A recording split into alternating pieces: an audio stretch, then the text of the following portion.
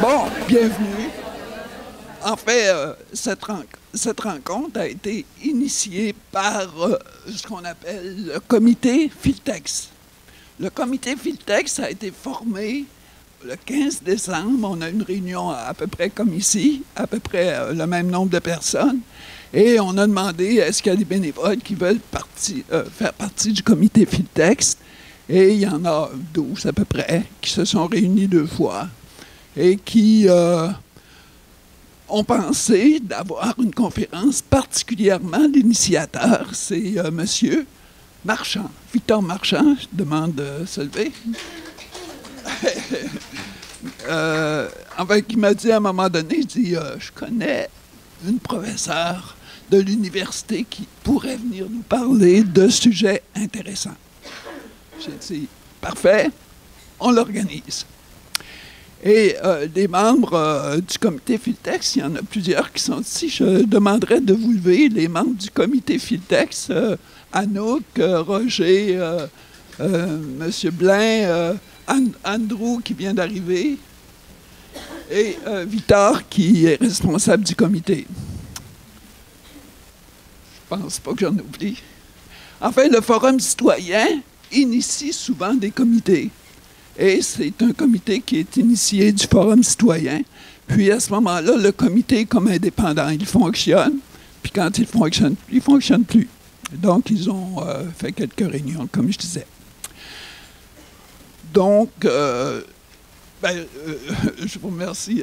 En fait, moi, ce qui m'impressionne tout le temps, c'est le nombre de citoyens qui se déplacent pour quelque chose qu'ils ne savent pas qu'est-ce qui va se passer. Ça, je trouve toujours ça impressionnant. Bien, merci beaucoup. Merci aussi à, je vois une personne de l'administration, M. Larguier, puis conseillères et conseillers qui sont ici, que vous connaissez tous depuis quand même, ça fait 1 an et demi, là. Vous êtes connus. Bien, merci d'être là.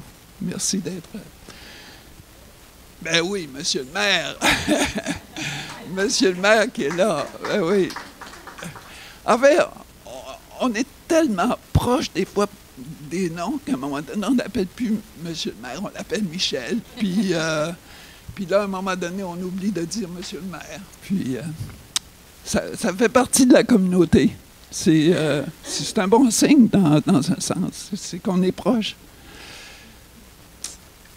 Donc, je vous présente Madame Pillet, qui est professeure d'expérience associée au département de stratégie, responsabilité sociale et environnementale de l'École des sciences de gestion de l'Université du Québec à Montréal. Merci. Merci. Et elle est venue directement de Montréal par ses propres moyens. Bénévolement. On a quelques dépenses. En fait, une farce que j'ai faite au mois de décembre, qui est toujours intéressante, c'est quand vous rentrez, c'est gratuit. Mais quand vous sortez, il y a un chapeau. Il y a un chapeau à la sortie, vous mettez ce que vous voulez. Mais ordinairement, ça couvre les frais. Puis il y a une gracieuseté, c'est que la Ville nous offre la chaleur, nous offre aussi le local, les tables, les chaises et tout ça. Bravo. Oui.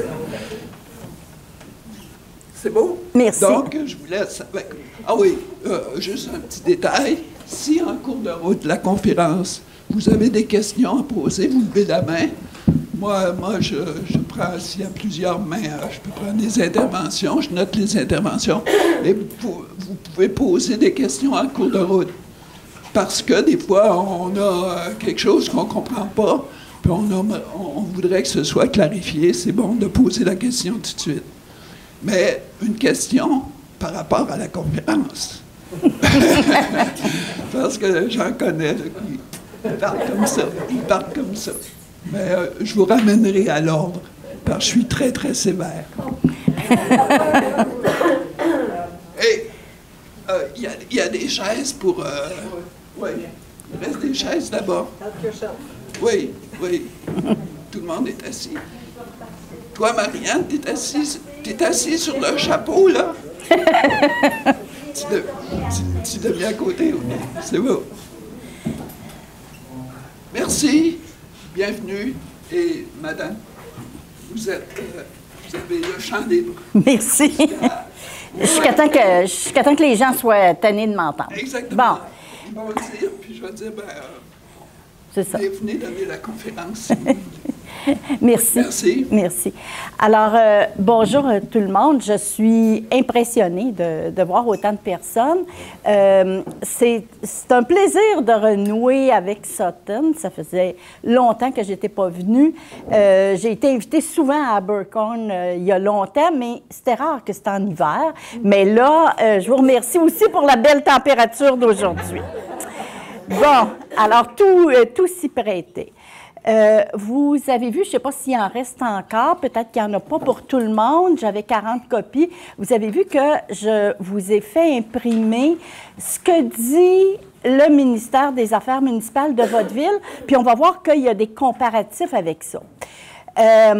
Donc, si vous voulez, on va commencer par un genre de diagnostic financier de votre ville. Évidemment, le portrait, il est toujours sur des données récente, oui, ça évolue. Récente, oui, pas exact quant au moment, là, mais quand même récente. Mais une ville, ça ne vire pas. Ce que je veux vous dire, c'est que ce qu'on a là va nous permettre de dégager des tendances, des grands points du profil de votre municipalité. Et qu'une ville, ça ne vire pas sur un 10 sous. C'est un gros paquebot, c'est quand même beaucoup d'argent. Votre budget annuel, il est de plus de 10 millions. Donc, il y a beaucoup de choses fixes là-dedans, les salaires, enfin, beaucoup de dépenses fixes. Et ça ne vire pas totalement sur un 10 sous. Par contre, il y a des tendances, puis j'en ai noté quelques-unes en regardant d'autres documents que celui-là. J'ai essayé d'en regarder d'autres aussi que je ne vous ai pas fait imprimer, mais on va tenter d'y venir à un moment donné. Donc, ce document, profil financier, on va commencer par celui-là. Évidemment, là, on parle de finances et de fiscalité municipale. On ne parle pas d'économie. Je comprends que certains d'entre vous avaient certaines inquiétudes par rapport à votre milieu. Tout le monde en a des inquiétudes. Ce qu'il faut dire, c'est que il faut différencier quand même. Là, Pierre, il va reconnaître. Pierre, il a été mon étudiant il y a des années. Je ne sais pas si mon discours a évolué tant que ça. C'est un de nos premiers diplômés. Donc, je ne suis pas sûre que mon discours a évolué tant que ça, là. Pierre, il va trouver que je radote, peut-être. Bon, mais donc, les finances, la fiscalité municipale, comme je disais, c'est différent de l'économie. Puis, dans certains milieux, ce que je vous disais, c'est que l'inquiétude est comme généralisée dans les milieux municipaux. Puis, dans certains milieux, malgré que l'économie, le PIB, parce qu'on peut avoir le PIB par territoire quand on est dans des villes assez importantes, là, on a le PIB par territoire, peut-être pas pour une ville comme Sutton, là, mais bon, même quand on a une très bonne performance de PIB, évidemment, ça aide. Le PIB, là, c'est une mesure économique, là, évidemment, plusieurs d'entre vous le savez, une mesure de performance économique. Quand on a un très bon PIB, ça aide à garder le moral, mais dans le fond, une ville, ce qu'elle fait, une municipalité, ce qu'elle fait au plan financier, c'est qu'elle ne capte que les retombées financières de l'économie, de toute façon, que les retombées immobilières de l'économie. Évidemment, vous allez me dire, il y a une certaine relation, c'est-à-dire plus la performance économique est bonne, plus vous risquez d'avoir des retombées immobilières, mais pas toujours tant que ça, parce que souvent, les retombées immobilières, ils s'en vont ailleurs. Autrement dit, ce que je veux vous dire, c'est que de nos jours, écoutez, les mesures de production économique, ils sont dans le monde de l'emploi, donc dans le monde de l'économie réelle. Ça veut dire les services tertiaires, moteurs et banalisés. Les services tertiaires moteurs, ce sont ceux aux entreprises, là. Donc, tous les services qui sont spécialisés pour les entreprises. Et puis, les services banalisés, ben, c'est le commerce de détail, tous les services personnels de santé, chiropractique, etc., qui vous sont donnés particulièrement dans le secteur privé. Alors, donc, c'est sûr qu'il y a une certaine relation, mais pas tant que ça, parce que de nos jours, les industries, c'est plus comme avant. D'abord, les industries se délocalisent. Souvent, ils sont plus dans les villes-centres, ils sont plus au centre des villes non plus. Bien, vous avez un exemple avec Filtech, je pense. Et puis, aussi, de nos jours, le travail se fait souvent dans des entrepôts, dans des bâtiments dont la valeur immobilière n'est pas si grande que ça. Donc, oui, il y a un lien entre la performance économique et la performance immobilière et donc fiscale pour les municipalités, mais c'est un lien qui n'est pas toujours évident. Puis, si vous passez encore, cette semaine, je suis passée, le maire du Plateau ne m'aimera pas, mais je suis passée à travers la rue Mont-Royal en voiture, péché mortel, et on est les seuls de notre génération à connaître ça, les péchés mortels, là. Ça évoque un petit quelque chose.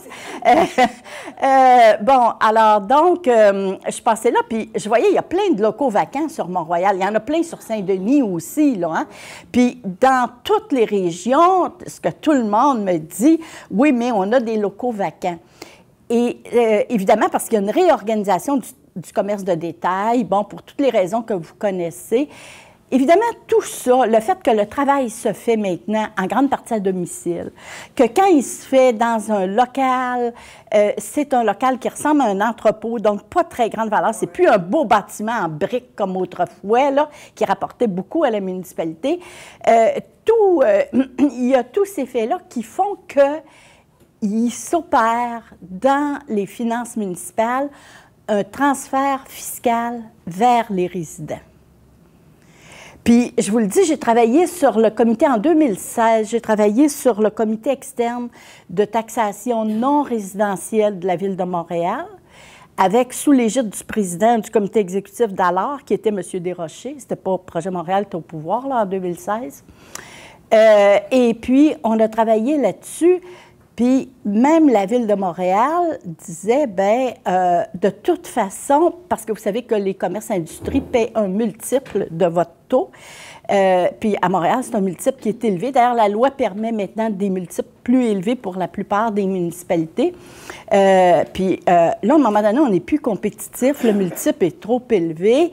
La Ville de Montréal voulait le réduire, ce multiple-là. Mais en faisant ça, ce qu'on fait aussi, c'est qu'on fait un transfert fiscal du secteur industriel, commercial vers le résidentiel. Et c'est peut-être un peu ça que vous vivez, et c'est peut-être un peu ça qui explique, mettons, une certaine inquiétude dans la communauté. C'est quelque chose qui est général. C'est quelque chose qui est général parce que le commerce industrie tend à se délocaliser pour aller aux endroits les plus avantageux pour eux. Puis les endroits les plus... Eux aussi, là, ils ont beaucoup de mobilité. Bon, ici, là, vous êtes sans doute une communauté tissée serrée parce que vous êtes un petit peu en périphérie des plus grands centres, là. Alors, vous avez une certaine stabilité, mais vous le voyez que, par exemple, dans les banlieues de la région métropolitaine de Montréal, dans le résidentiel, les gens n'ont pas de stabilité. C'est-à-dire, ils achètent une première maison, aussitôt que leur équité leur permet, ils vont passer à un autre marché, une autre gamme de produits résidentiels, puis ainsi de suite. Donc, il y a une grande mobilité de l'investissement. Et les entreprises, c'est pareil. Puis quand on regardait, là, l'entreprise, là, c'est comme Electrolux, là, qui a quitté l'Assomption, mettons, vers autour de 2013, 2012, 2013, là, dans ce bout-là. Ils sont en allés aux États-Unis parce que là, on leur disait, vous n'allez payer aucune taxe là, pendant 5 ans ou je ne sais pas trop quoi. Mais là, il semble qu'ils ferment aussi à cet endroit-là, américain. Puis, bon, alors, les entreprises aussi ont une grande mobilité, et plus encore que les résidents. Et ça fait que, forcément, il y a un transfert de fardeau fiscal vers les résidents. Ou même entre résidences, là. Là, ce n'est pas le cas actuellement, mais à une certaine époque, il y a environ 20 ans, je ne sais pas si vous vous souvenez, mais la ville de Brossard a vécu ça. Parce que avant que Hong Kong, parce que Hong Kong était comme rattaché aux Britanniques, là, hein, au Royaume-Uni.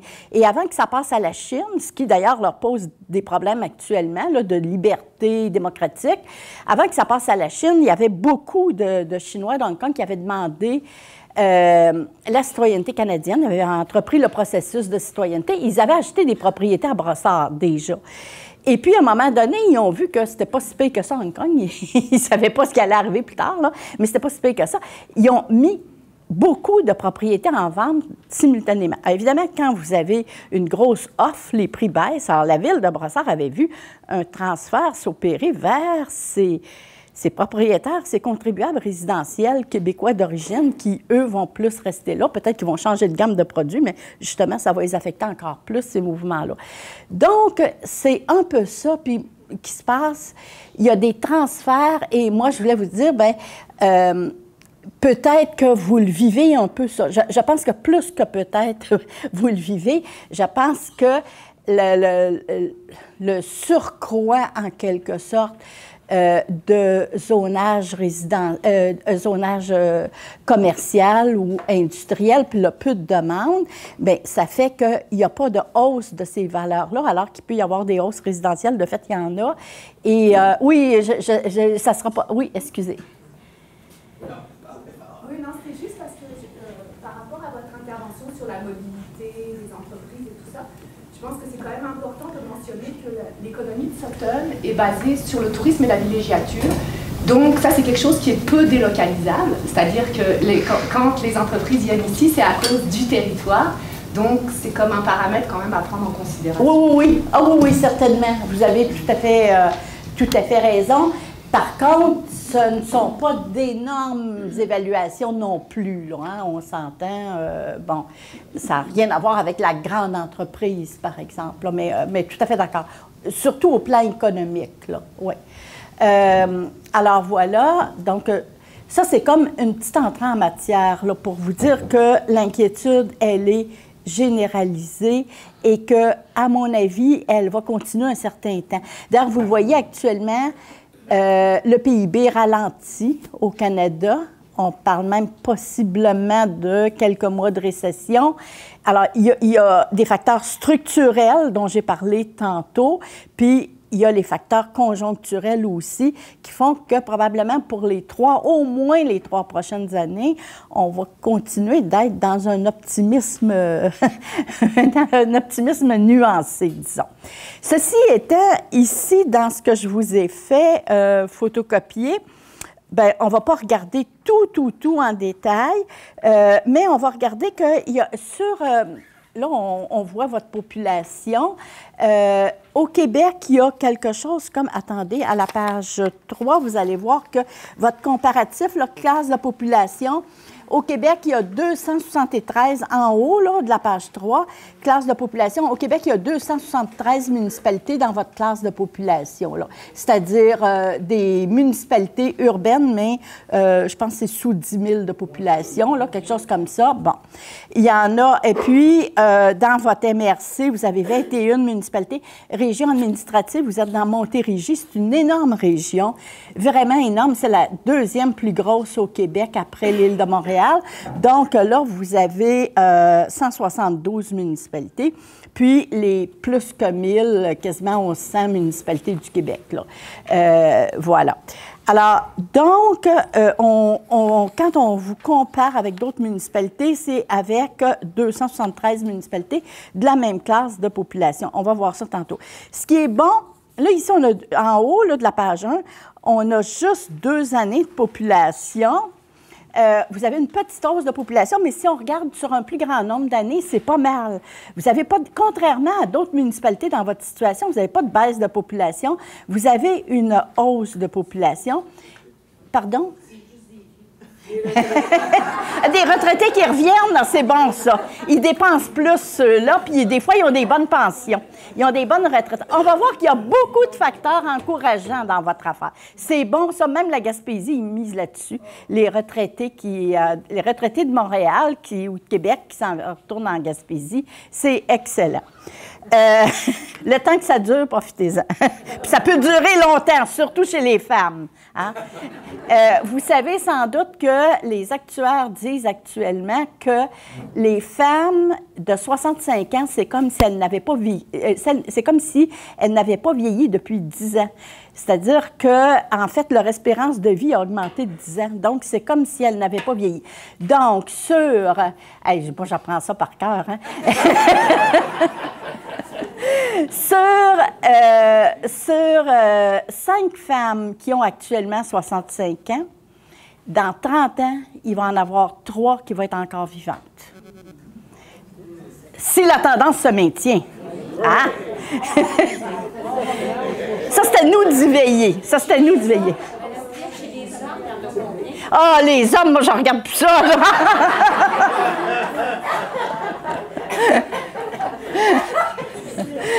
Bon.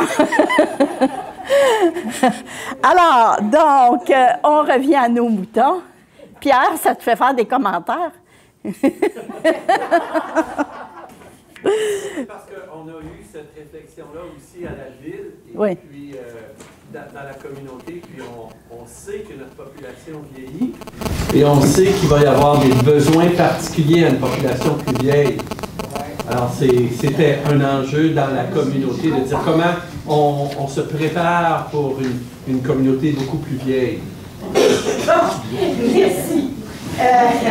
Alors, donc, là, on va rester dans notre cadre. Par contre, là, ce que vous voyez là-dedans, déjà à la page 1, votre municipalité, son excédent accumulé à travers les années. Bon, bien là, vous savez tout ce que, à chaque année, vers le mois de novembre, fin novembre, le Conseil adopte le budget municipal, que le budget doit être équilibré. Mais toute la question, c'est comment on l'équilibre. Puis ça, c'est une question qu'il faut poser, là, je vous le dis, c'est une question qui se pose partout. Est-ce qu'on l'équilibre en prévoyant payer des immobilisations comptables? Bien, des fois, c'est une bonne chose parce que ça évite de s'endetter. Alors, ça peut être une bonne chose, mais par contre, plus on paie des immobilisations comptables, plus évidemment, même si nos services, mettons que nos services seraient bas, ils coûteraient pas cher, plus on paie des immobilisations comptables, bien, plus ça va faire augmenter les taxes aussi. Alors donc, il faut se poser la question de l'utilité, de la nécessité de ces immobilisations-là. Est-ce qu'il y a des affectations d'excédents accumulés, tout ça? Bon, c'est des questions qui se posent lors du budget.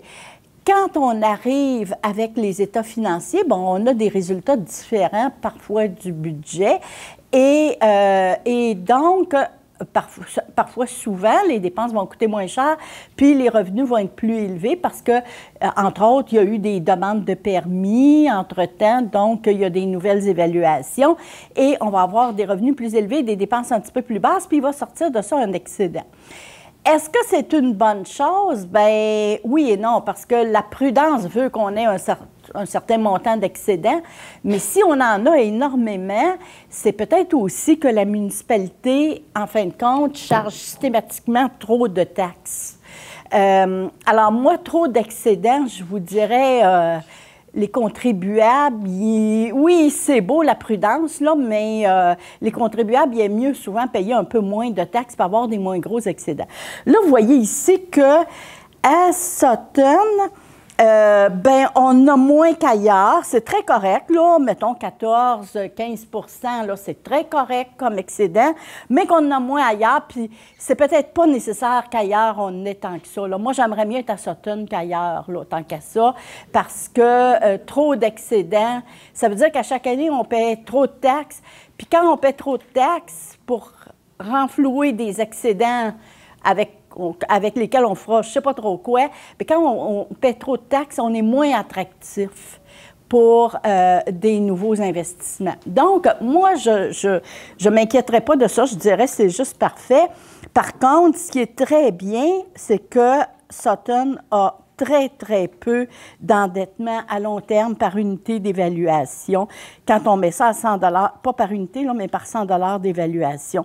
Et même quand on met ça par unité, alors là, vous voyez qu'on a moins que dans les municipalités de votre classe de population, on a moins que dans la MRC, on a moins que dans la région administrative et que le Québec. Donc, ça, c'est un bon facteur, c'est que vous n'avez pas des excédents en tout cas assez, mais vous n'avez pas beaucoup de dettes non plus. Bon, jusqu'à présent. Une question. Oui. Quand vous parlez de classe de population, qu'est-ce que vous entendez par ça? Les 273 municipalités dont on a parlé tantôt, qui sont entre 2000 et 10 000, là, quelque chose comme ça. Là, OK? C'est ça, c'est votre classe de population. OK?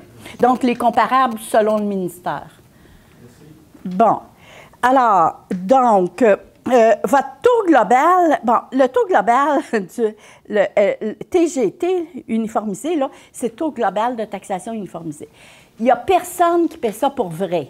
Hein? Vous allez regarder ça, vous allez dire, c'est pas ça qu'on paie, je le sais. Hein? Ça, c'est un taux théorique.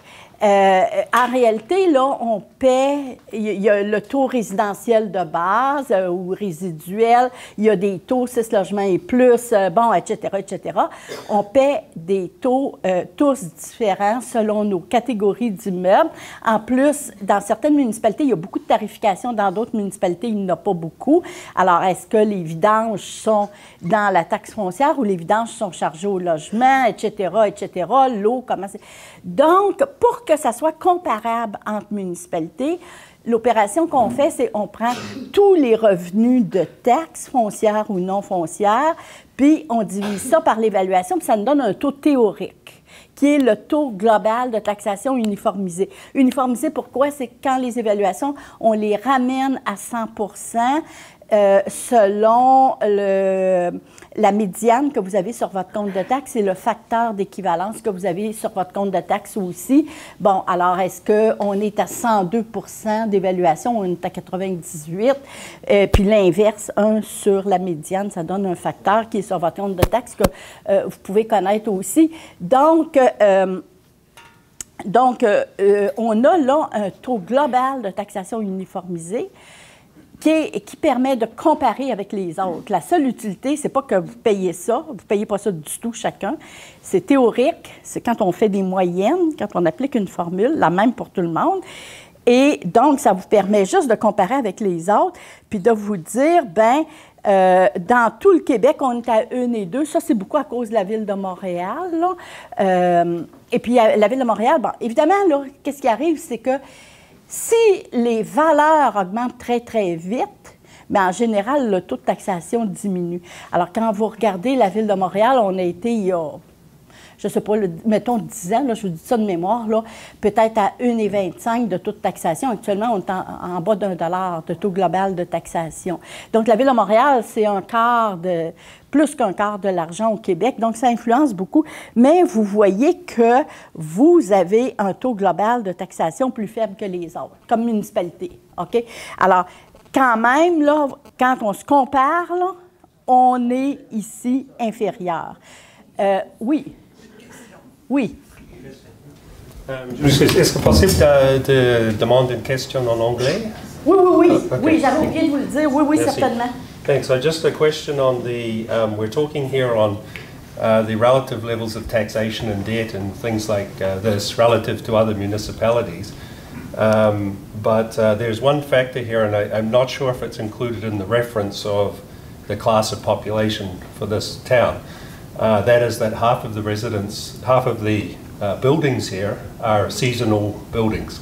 So really, we have, if you like, half of the asset value in reality compared to some other towns. So compared to Saint-Sauveur, maybe we're similar, but compared to, say, Joliette, we're not at all similar.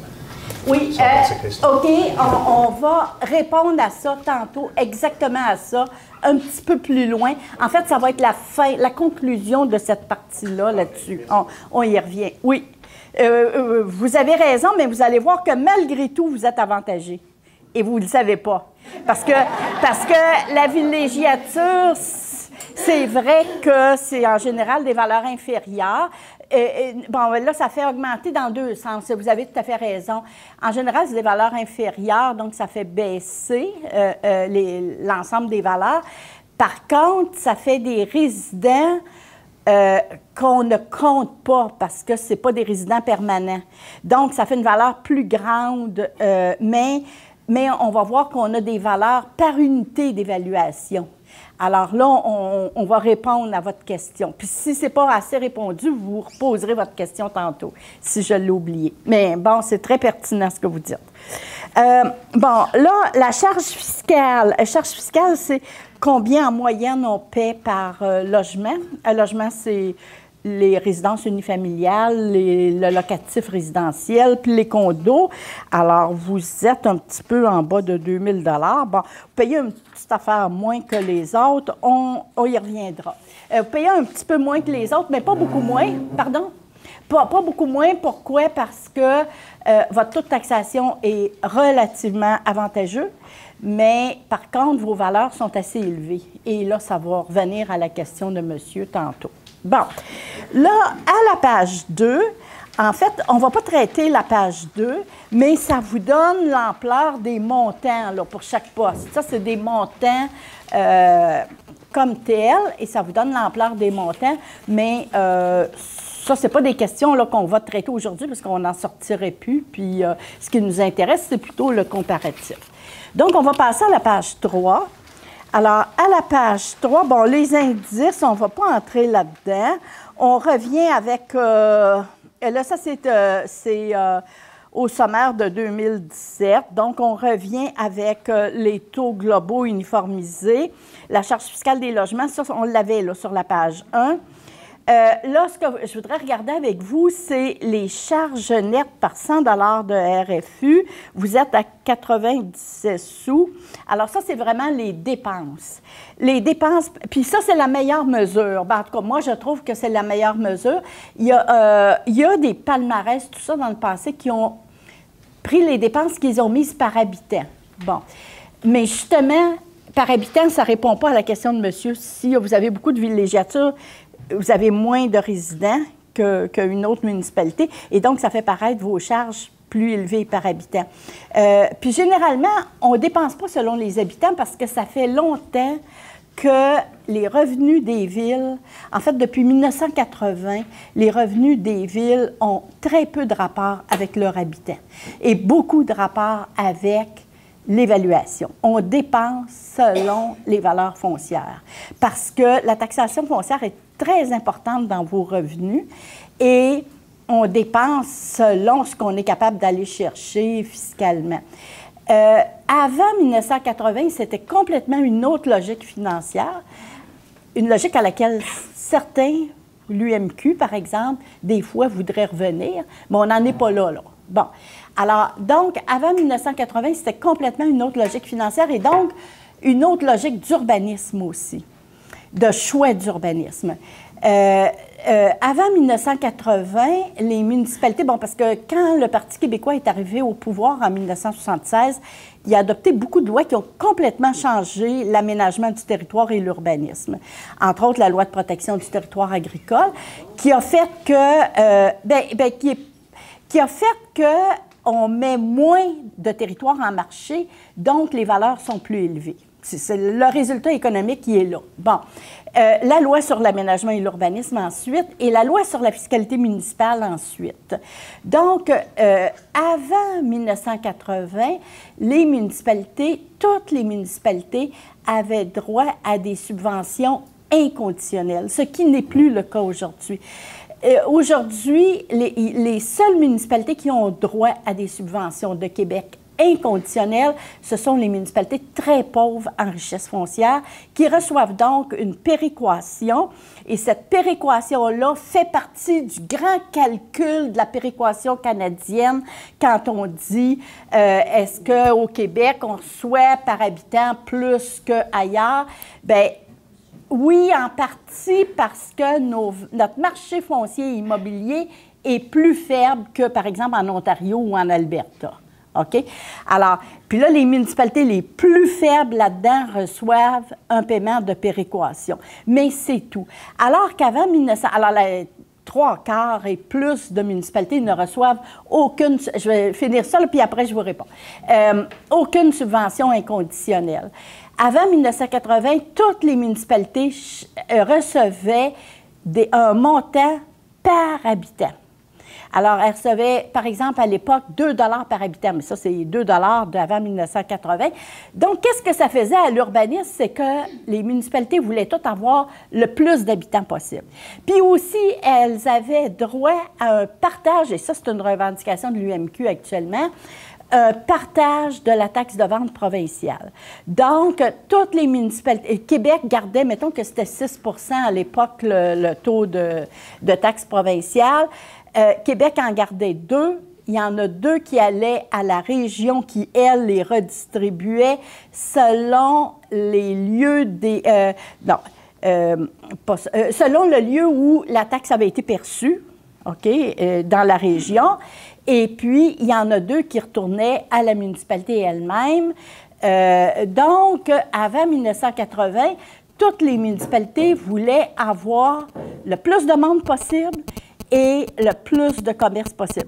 Donc, comment on se développait? Bien, regardez dans les années 60, regardez le modèle de développement de Longueuil, pas le vieux Longueuil, là, mais la majorité de Longueuil. Bien, Montréal, c'est encore bien avant. Puis Montréal avait un régime encore particulier là-dedans. Mais disons, là, prenons Longueuil ou Laval, là, c'est les exemples des années 60, là.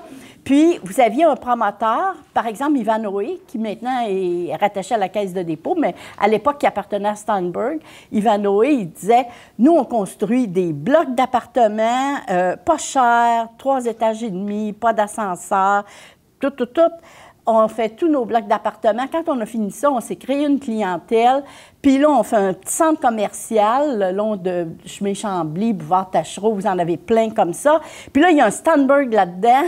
Puis les gens viennent acheter à notre Steinberg, puis à nos magasins. Et puis, ça, c'est le modèle. Puis ça fait l'affaire de tout le monde.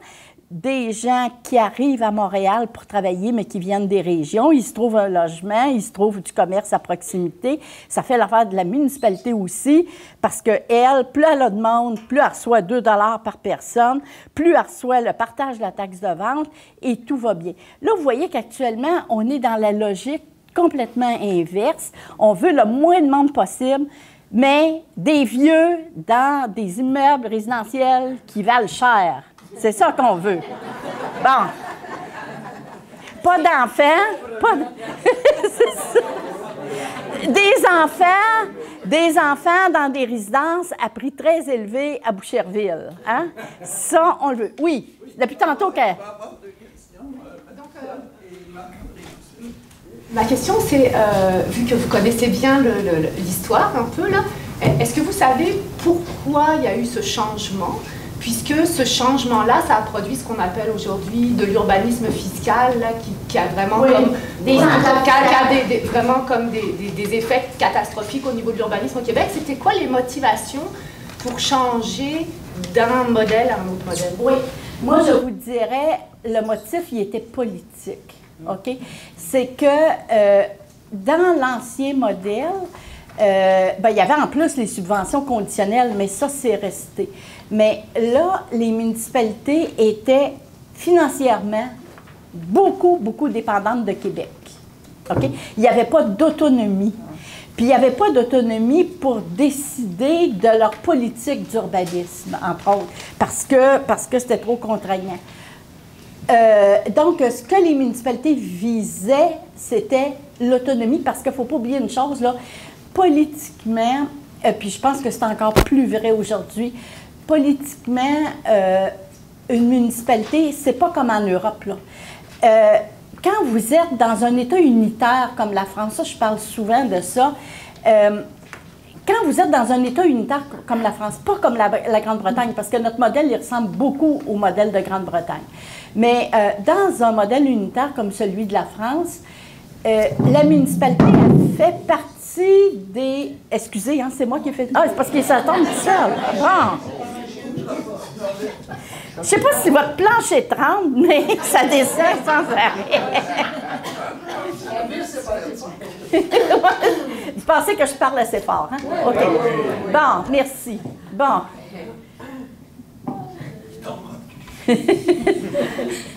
C'est pas de la prévention, c'est de l'évitement, ça. Ça s'appelle une stratégie d'évitement. Bon, OK, merci.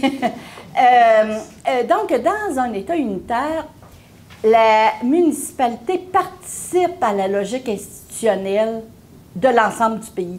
D'ailleurs, vous le voyez très bien en France, quand il y a des élections, on dit, ben le maire de Bordeaux, il est de telle formation politique, par exemple, puis l'autre, c'est un socialiste, puis bon.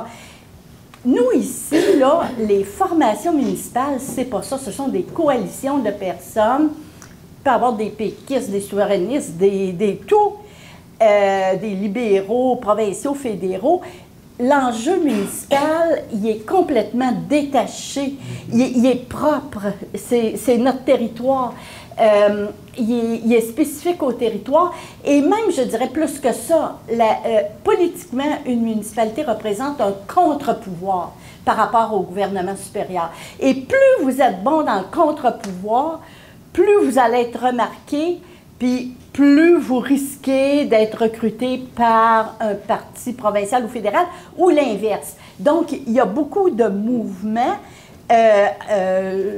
des maires qui passent en tout cas, qui espèrent passer à ministre, ou députés et ministres, et puis l'inverse aussi, des députés et ministres, c'était le cas, par exemple, du maire Coderre, qui deviennent maire après, puis qui dit « je suis bien mieux là », je suis le roi de Montréal au lieu d'être rien sous Harper ou Trudeau, par exemple. Hein?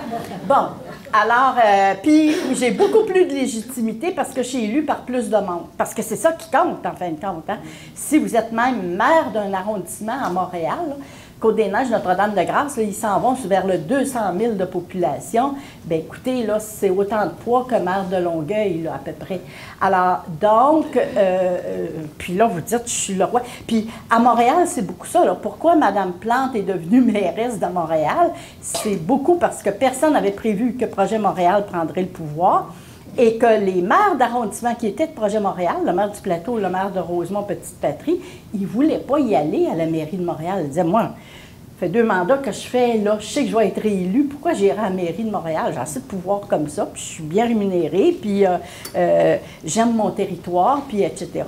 Donc, vous avez ces considérations-là. Les municipalités voulaient être plus autonomes et ça rentre dans la logique politique qu'on a ici. Il y avait une autre question, semble-t-il?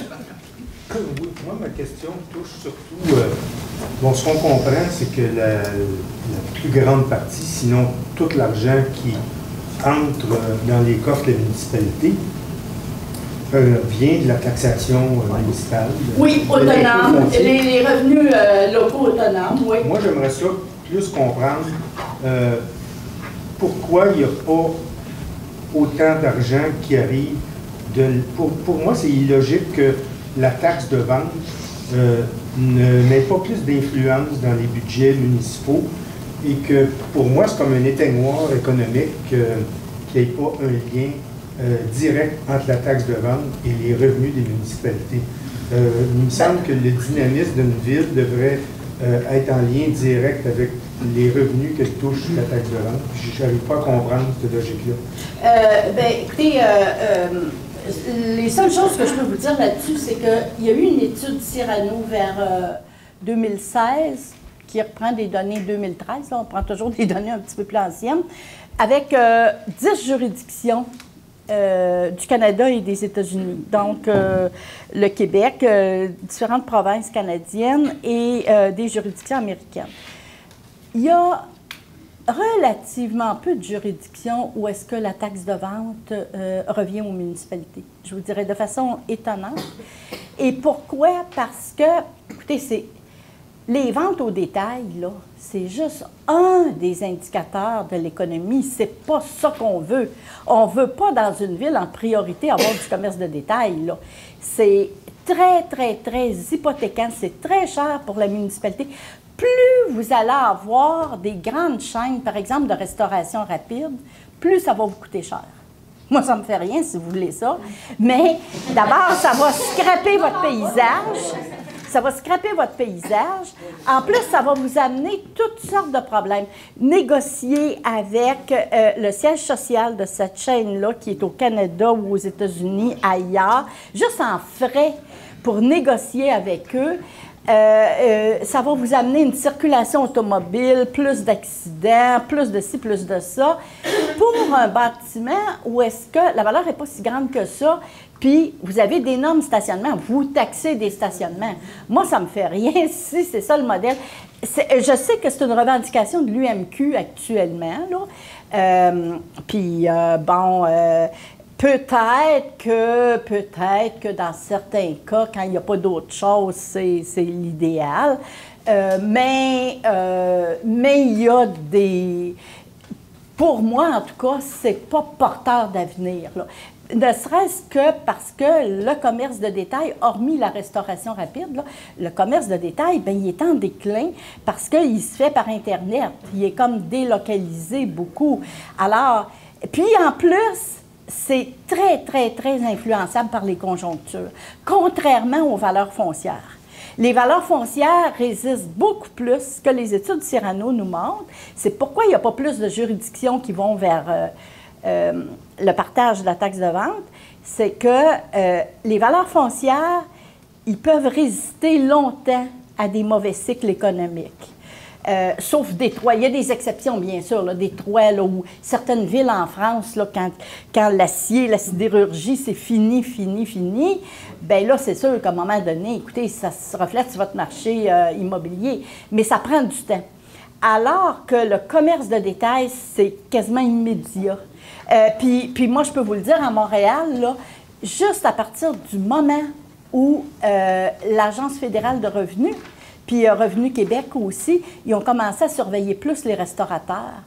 Il y a plein de restaurateurs qui sont disparus du jour au lendemain. Le local, il est vide, pas parce qu'il n'y a plus de demande pour les restaurants, juste parce que les autres, ils n'ont pas payé leurs impôts, ils sont saisis, là, ils disparaissent du jour au lendemain, puis le local est vide, puis il n'y a plus personne qui paye le loyer non plus, là. Alors, le commerce de détail, c'est fragile. C'est fragile. Ce que je dis, c'est juste ça. L'UMQ peut taper sur ce clou-là, mais en fait, l'UMQ, ils ne sont pas fous. Ce qu'ils veulent, c'est pas vraiment un partage, c'est un partage de l'équivalent de la taxe de vente en montant, pas... Bon, alors, même eux, ils ont compris ça, là. Bien, même eux, oui, ils ont des études, hein? Fait que, ils ont très bien compris qu'il faut passer par un petit détour, OK? Parce qu'autrement, on n'est pas sûr qu'il va y avoir qui là-dedans, là. Bon, c'est juste ça que je veux vous dire. Bon, OK. Alors, là, on en était aux charges nettes, donc dans les premières lignes du haut, là, charges nettes par 100 $ de RFU, puis je vous disais qu'en général, on dépense selon la valeur foncière, OK? Alors, c'est le meilleur indicateur. On dépense selon ça et non pas selon la population, puis ça nous a amené à toutes sortes de questions sur la population. Donc, ça, c'est combien la municipalité dépense. Alors, vous voyez que votre municipalité n'est pas dépensière. Est-ce qu'il faut s'en réjouir? Bien, plus ou moins, parce que ça dépend des secteurs desservis. Et là, c'est bien difficile de comparer avec les autres. Ça dépend de combien vous avez de secteurs desservis, parce que si vous n'amenez pas l'eau à beaucoup de vos résidents, bien, c'est bien évident que vous dépensez moins pour l'eau, là, hein? Etc., l'égout, etc. Oui, vous voulez? Merci. Vous avez mentionné que, selon vous, si j'ai bien compris, que le change par RFU, c'est la meilleure façon de mesurer. Exactement. C'est juste une mesure, là. Hein? C'est juste une mesure parce que c'est un peu ça notre modèle de dépense de référence, mais c'est juste une mesure, là.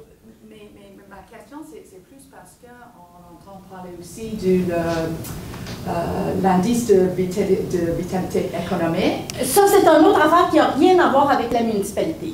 OK, c'est juste parce que... Ça, c'est une autre affaire complètement... Excusez, là, mais ça, on revient à ce qu'on a dit au début de la conférence. La municipalité, elle perçoit ses revenus sur un dérivé de l'économie qui est simplement le dérivé immobilier. OK? Je comprends. C'est juste simplement parce que j'ai vu un article assez récent où quelqu'un a dit que vu que notre municipalité a une instabilité économique au niveau 3, est-ce que nos citoyens sont capables de payer, par exemple? Oui, ça n'a rien à voir. Il n'y a rien à... Bien, ça n'a rien à voir. Il y a toujours un certain rapport, comme on a dit au début, mais c'est parce que quand vous regardez la vitalité économique, bien, je sais, j'ai vu ça, là, que, en fait, votre vitalité économique, elle s'est détériorée avec les années. Là. Mettons sur 10 ans, 15 ans, depuis les années 2000, ça s'est détérioré. Je comprends ça, vous n'êtes pas tout seul. Bon. Mais ça peut avoir, parce que vos résidents, même ceux, bon, ben d'abord, premièrement, ceux qui sont âgés, ils reçoivent probablement une retraite, puis la retraite, elle vient d'ailleurs, d'une entreprise où ils ont travaillé, à Montréal, à Québec, je ne sais pas où, n'importe où. Bon, alors, les revenus, ils sont comme délocalisés par rapport à votre municipalité. En plus, même les personnes qui travaillent, moi, je ne le sais pas, peut-être qu'ils travaillent à Bromont puis ils habitent ici, ou je ne sais pas trop, là. Mais ce qu'on voit, c'est que la mobilité, là où il y a eu des changements sociaux, entre autres, c'est dans la mobilité des personnes. Les personnes travaillent de plus en plus loin de leur résidence. Donc, qu'il y ait moins de vitalité économique à Sutton, s'il y en a plus à Bromont, puis que et il y a cette mobilité-là, bien, ça ne change rien pour la capacité des citoyens à payer leur taxe foncière, là, parce que vous êtes une municipalité essentiellement résidentielle, il faut bien le dire. Hein? Bon, alors, voilà, c'est tout. Là. La mobilité a beaucoup augmenté. Puis sans doute que vous êtes, quoique vous êtes une communauté sans doute plus tissée serrée que d'autres, parce que vous êtes un peu plus éloigné que d'autres, mais quand même, vous la vivez puis vous en bénéficiez de cette mobilité générale.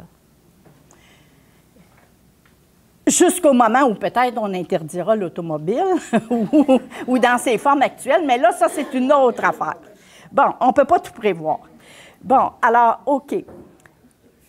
Donc, vous dépensez moins, mais il ne faut pas trop se fier, ça dépend de l'ampleur des secteurs desservis. Je descends plusieurs lignes encore et vous avez le point compensation tenant lieu de taxes sur les revenus de fonctionnement. Vous voyez ça?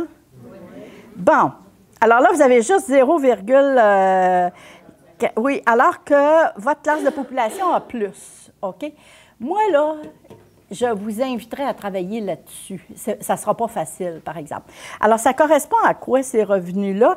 Ça, ce sont les compensations, parce que les gouvernements, ils ont des immeubles qu'on dit non imposables, OK? Immeubles de santé, etc., etc. C'est non imposable. Et donc, les gouvernements paient des compensations en lieu de taxes pour ces immeubles-là. Ce que ça nous dit, donc, c'est que vous en recevez peu.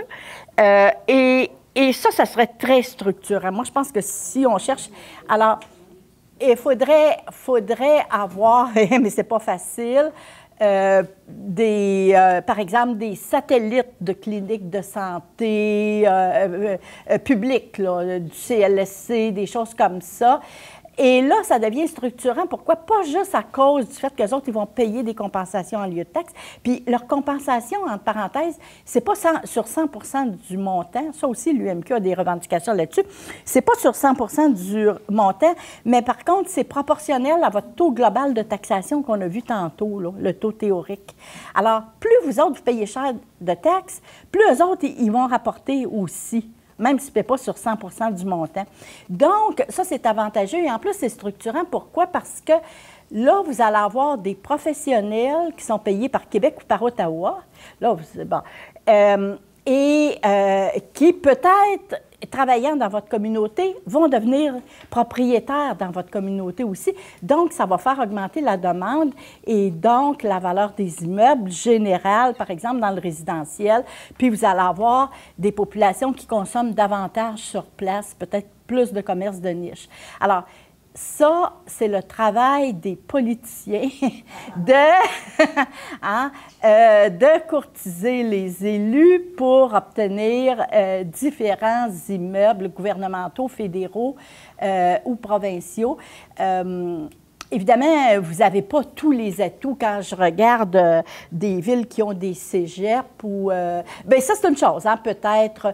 Des fois, il y a des satellites de cégep ou d'universités, des campus, oui.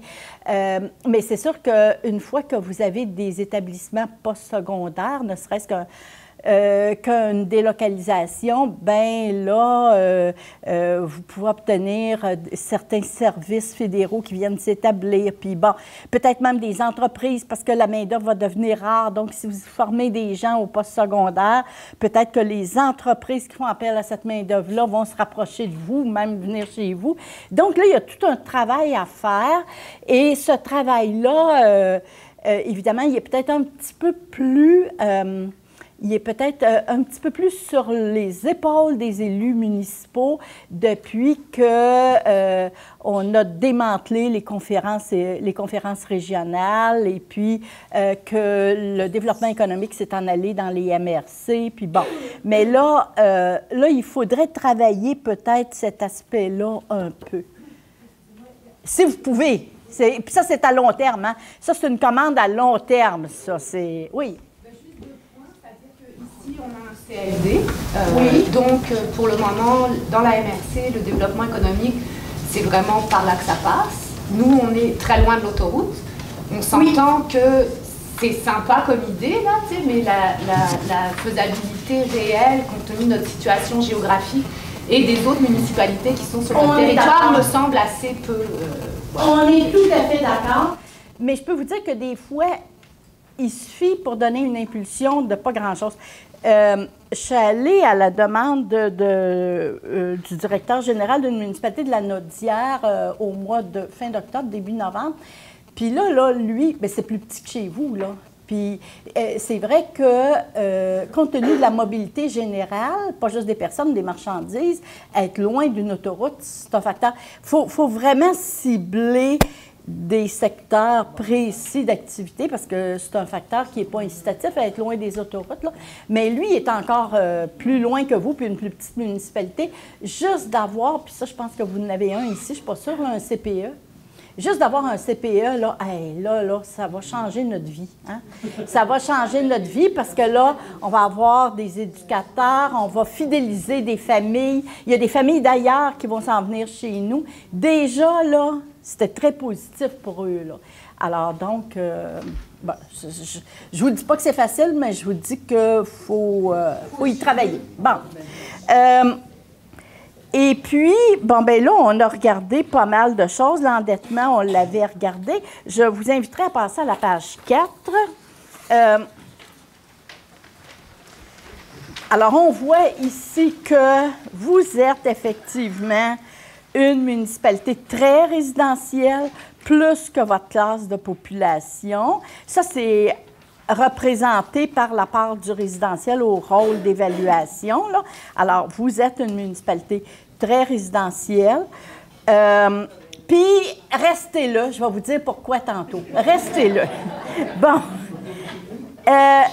Il y a quelque chose d'intéressant. Contrairement à ce que les gens croient en général, allez à quelques lignes plus bas, évaluation imposable uniformisée agricole. Ça, c'est pas mauvais. Bon, ben là, dans votre classe de population, c'est plus encore, là, ailleurs, dans votre classe de population, même dans votre MRC. Mais ça, là, il faut garder ça, c'est important. Hein? Puis même, alors, il ne faudrait pas minimiser ça. C'est important, même si récemment, les valeurs agricoles n'ont pas augmenté chez vous. Je regardais ça, là, au rôle, là, ils n'ont pas augmenté, même ils ont diminué un petit peu. Mais ça, ce n'est pas la tendance générale, là. Alors, donc, à long terme, pourquoi? Parce que, d'abord, ça vous empêche, le territoire agricole, en principe, il n'est pas sur le marché. Donc, ça vous empêche d'avoir trop de produits fonciers sur le marché et de faire baisser les prix.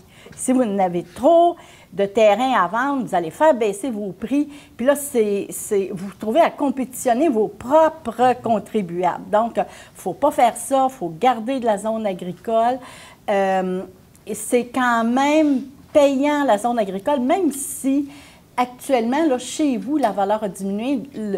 La tendance, c'est qu'elle va augmenter parce que les fonds chinois, puis toutes sortes de choses, les fonds internationaux, ils les achètent, puis les valeurs augmentent. Donc, la tendance... Puis, ça, c'est du territoire non desservi. Le territoire agricole, en général, il est non desservi. Donc, il ne vous coûte pas cher. Il ne vous coûte pas cher en service. Donc, oui. Daniel, tes commentaires sont intéressants, mais il y a une préoccupation dans oui. la communauté oui. d'avoir du logement accessible. Et souvent, un des premiers freins, c'est le coût élevé du terrain. Oui. Peux-tu peut-être suivre tes commentaires oui. en tenant compte de ça? Bien, je vais essayer de finir, là, puis de revenir là-dessus. Juste un commentaire sur l'agricole. Okay. Ouais. Pour les municipalités, lorsque les terres agricoles se vendent, il n'y a pas de droit de mutation qui se paye, contrairement à une propriété. C'est que ça n'amène pas de revenus à la municipalité. Oui, oui, on est d'accord. Et le territoire agricole est limité en possibilités aussi. Oui, oui, mais attention, là, parce que, vous savez, OK, vous êtes une municipalité très résidentielle, puis ça amène des droits de mutation, puis ça peut être intéressant, mais il ne doit pas en avoir tant que ça, des transactions. Puis c'est pas une bonne chose s'il y a trop de transactions non plus, parce que là, ça veut peut-être dire que vous avez trop de produits sur le marché et que les valeurs vont baisser. Bon, fait que là, c'est un équilibre fragile, cette affaire-là. Faites attention parce que c'est pas vrai que... C'est parce que là, vous autres, vous êtes des résidents, vous voyez le secteur résidentiel, mais c'est pas vrai que toutes les transactions apportent... Bien là, je parle en tant que Montréalaise plus, là, apportent des droits de mutation, là. Quand c'est une entreprise qui vend... une autre entreprise qui, elle, est propriétaire, au lieu de vendre le terrain puis l'immeuble, on vend l'entreprise, on n'en paye pas de droits de mutation. Hein? Il y a un échappatoire fiscal à ça. Fait que vous en parlerez des villes, même les villes de banlieue reconstituées sur l'île de Montréal, ils n'en perçoivent pas de droits de mutation. Ils en perçoivent sur le secteur résidentiel. Ils n'en perçoivent pas autrement parce que les entreprises, ils ont créé une sous-entreprise pour chacune de leurs propriétés, puis ils vendent l'entreprise et non pas le terrain et le bâtiment, puis ils ne payent pas de droits de mutation. Fait que... Faites attention, là, sur les plus grosses valeurs, souvent, vous n'en percevez pas. Mais évidemment, comme vous êtes beaucoup résidentiel, vous ne le voyez pas, ça. Là. Puis la réalité qui s'applique à vous, c'est que vous en payez. Bon. Alors, voilà. Et puis, moi, là, ça... regardez, là, l'évaluation moyenne, ensuite, là, l'évaluation moyenne uniformisée des résidences d'un logement. Ça, c'est l'unifamilial, incluant les condos. Alors, là... Vous avez la valeur de 296 000 bon, ça, c'est pas au rôle 2019, là. C'est avant le rôle, c'est plus que ça encore. Maintenant, je l'ai regardé, là. Je pense que vous êtes rendu à peu près à 300. Ouais, 300, bon. Alors, là, ça veut dire, là, que vous êtes beaucoup... pour moi, c'est un heureux problème, OK? Dans votre classe de population... vous êtes beaucoup au-dessus de votre classe de population, et puis vous êtes au-dessus de votre MRC, puis etc. Oui, au-dessus de tout le monde. Beaucoup au-dessus de tout le monde. C'est un heureux problème. Vous êtes comme si vous étiez à Montréal. Le monde se précipite chez vous. Autrement dit, vous réussissez très bien à contrôler l'offre et la demande. Bon. Là, c'est ça, vous réussissez très bien à contrôler l'offre et la demande. Ça veut dire que vous payez peut-être que pour vous, c'est cher de taxes. Là. Puis écoutez, je parle à d'autres. Là, sur le plateau Mont-Royal, dans la partie ouest du plateau Mont-Royal, il y a un organisme qui s'appelle Montréal pour tous. Peut-être que vous les avez déjà vus à la télé ou entendu à la radio, M. Pagé, là. Bon, bien, c'est comme vous, là. C'est un phénomène de génération. Puis ils disent, hey, nous autres, là, on n'est plus capable de payer nos taxes dans l'ouest du plateau, là, c'est trop cher. Oui, mais c'est un heureux problème. Le jour où vous aurez besoin de votre argent, là, vous êtes rendu, parce que là, les femmes, on va vivre jusqu'à 95 ans, mettons. Fait que là, il vient un moment où on vend notre maison. Et puis, on est veuve, en général, rendu là. Puis là... Puis là, on vend notre maison, puis on achète un petit condo ailleurs, puis il nous reste de l'argent pour avoir des services dans notre vieillesse, demander moins à la collectivité, etc. Donc, fait que là, moi, je leur dis, mais c'est un heureux problème. Vous êtes mieux d'avoir de la misère à payer vos taxes maintenant, mais c'est comme un investissement pour l'avenir, là, hein?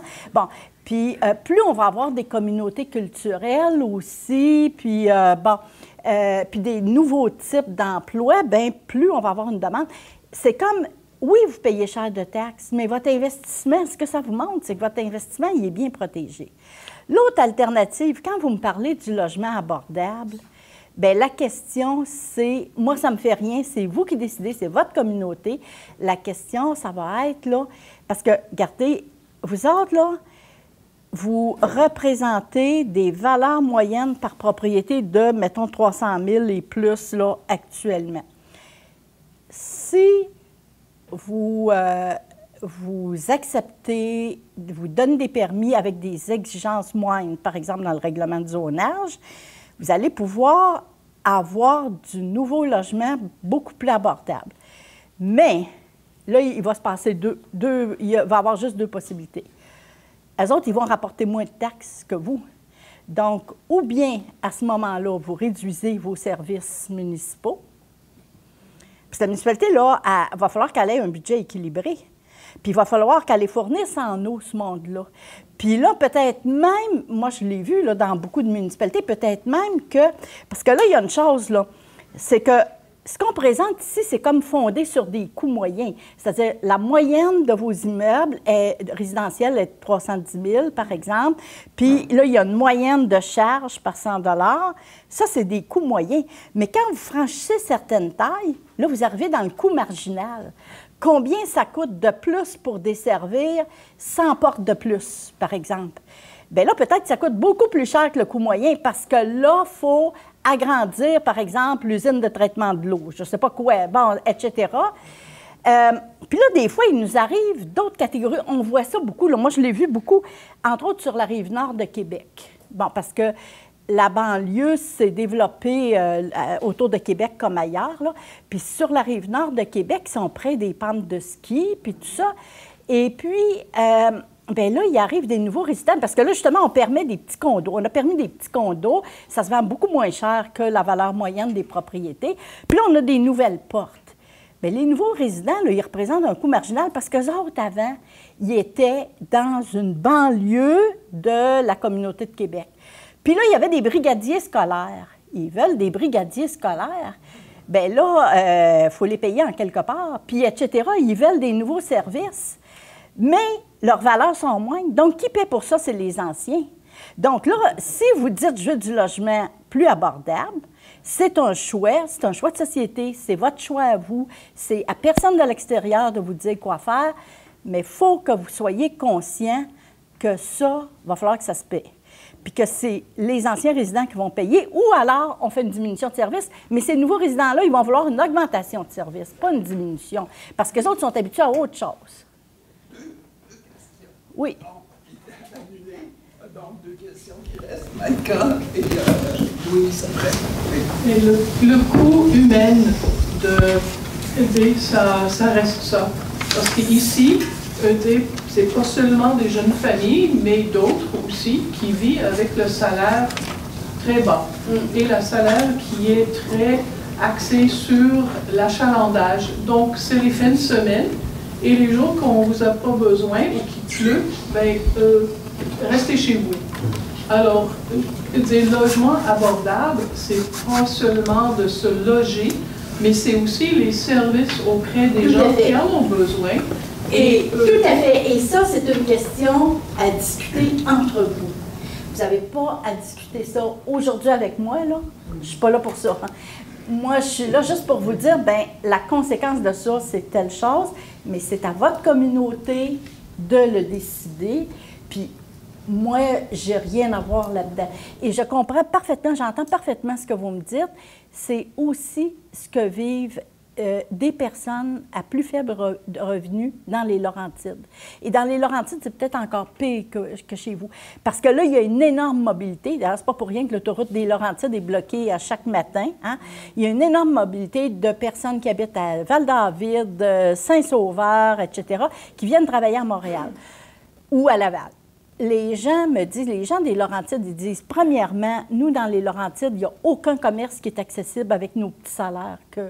Bon, pour un résident qui travaille dans les Laurentides, là, tous les produits sont faits en fonction du consommateur de Montréal ou de Laval, qui est un professionnel, qui voyage en BMW quand c'est pas en Porsche, et puis, etc., etc. Deuxièmement, même le droit de parole ne nous est pas accessible. Et ça va dans le sens de ce que vous dites, parce que même les réunions du comité de consultatif d'urbanisme se tiennent à Laval ou à Montréal dans un hôtel dont une personne est la gérante, puis ils ont le local gratuitement, et parce que les gens, ils aiment mieux tenir ça après leur travail à 17h30 le soir, puis ils font ça là. Puis les membres du comité des consultatifs sont tous à Montréal ou à Laval, puis ils font ça là. Puis ils s'en iront chez eux après, ou etc., etc. Ou il y a un pied à terre à Montréal aussi. Puis, alors, je suis très sensible à ce que vous dites. C'est pas à moi de décider ça, mais il faut que vous voyez qu'il va y avoir un prix à payer. Plus vous allez avoir de logements accessibles, plus il va y avoir un prix à payer qui est ou une diminution de certains services ou une augmentation de taxes pour absorber le fait qu'eux, ils vont coûter plus cher parce que le coût marginal va être plus élevé et ils vont rapporter moins. J'ai le sentiment que vous allez me donner la même réponse qu'à Michael. Moi, ce qui me chicotait, c'est dans la valeur des maisons qu'on a dit tout à l'heure, c'est qu'à Sutton, il y a de la maison ordinaire, de la maison pauvrette, puis un maudit paquet de grosses maisons par là-bas. Mais c'est énorme. Oui, les écarts. Oui. Les écarts, on est dans un monde d'écarts, effectivement, et les écarts s'agrandissent. Et justement, j'en parlais hier avec le professeur qui remplace Bernard Landry. Vous savez que Bernard Landry, avant son décès à l'automne, il était encore professeur actif, pas retraité, là. Puis celui qui le remplace, Bernard Landry, il donnait le cours de gestion internationale. Puis celui qui le remplace, il me disait justement hier, « Hey, écoute, là, il a regardé globalement l'ensemble des plus grosses multinationales là, au monde. Et la part de leur vente, là, ça augmente en flèche. Ça n'a rien à voir avec les augmentations de PIB. Autrement dit, les multinationales, là, ils s'accaparent une part toujours plus grande du marché. Puis ça, c'est dû, entre autres, au tiers-monde. C'est qu'on vide le tiers-monde, on les vide de leurs ressources, puis on les vide de leur pouvoir d'achat aussi, parce qu'on leur fait acheter tout ce que nous, on n'achète plus finalement, puis les multinationales, ils grossissent avec ça. L'augmentation, par exemple, du tabagisme en Afrique ou en Asie, ils vivent de ça, puis toutes les autres consommations là, de vêtements, entre autres, les vêtements, bon. Alors, les écarts, là, ils s'agrandissent à la vitesse grand V, pas seulement ici, dans l'économie en général. Il faut être conscient de ça, puis ça se reflète chez nous. Écoutez, bien, justement, avec le même chargé de cours, on a regardé les maisons sur l'île de Montréal. Là, bon, on est loin, puis à l'extérieur même de l'île, évidemment, on est loin du marché de Londres, là. Tu sais, des maisons à 40 millions, il n'y en a pas beaucoup, mais 20 millions, on commence à en avoir, puis des 1 million, il y en a partout. Là, hein? Alors, c'est sûr que c'est d'énormes écarts, même dans nos milieux locaux, puis à l'échelle de l'économie mondiale, les écarts s'agrandissent. Pour le moment. En fait, pour faire remarquer qu'il y aurait un prix énorme à payer à ne pas avoir d'habitation abordable. Le prix énorme à payer, c'est qu'on ne pourrait pas soutenir les services et les commerces qui sont actuellement ici.